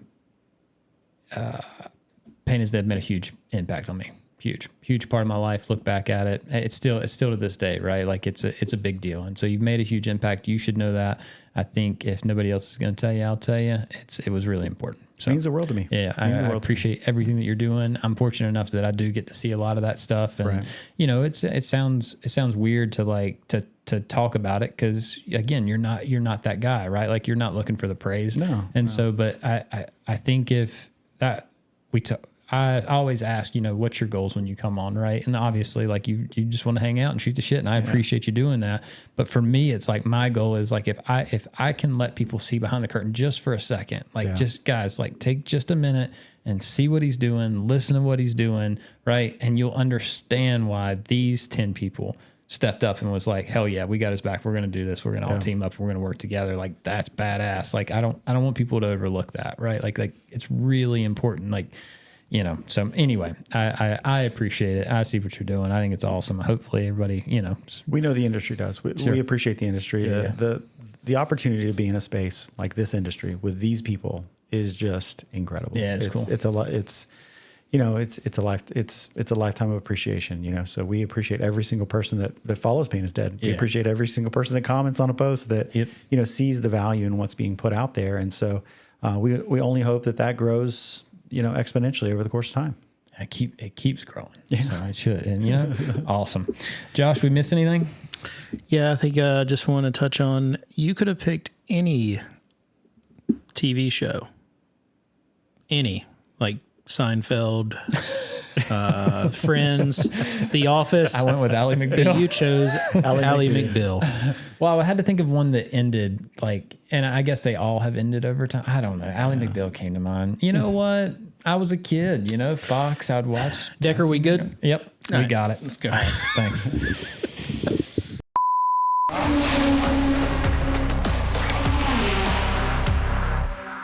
All right, let's go.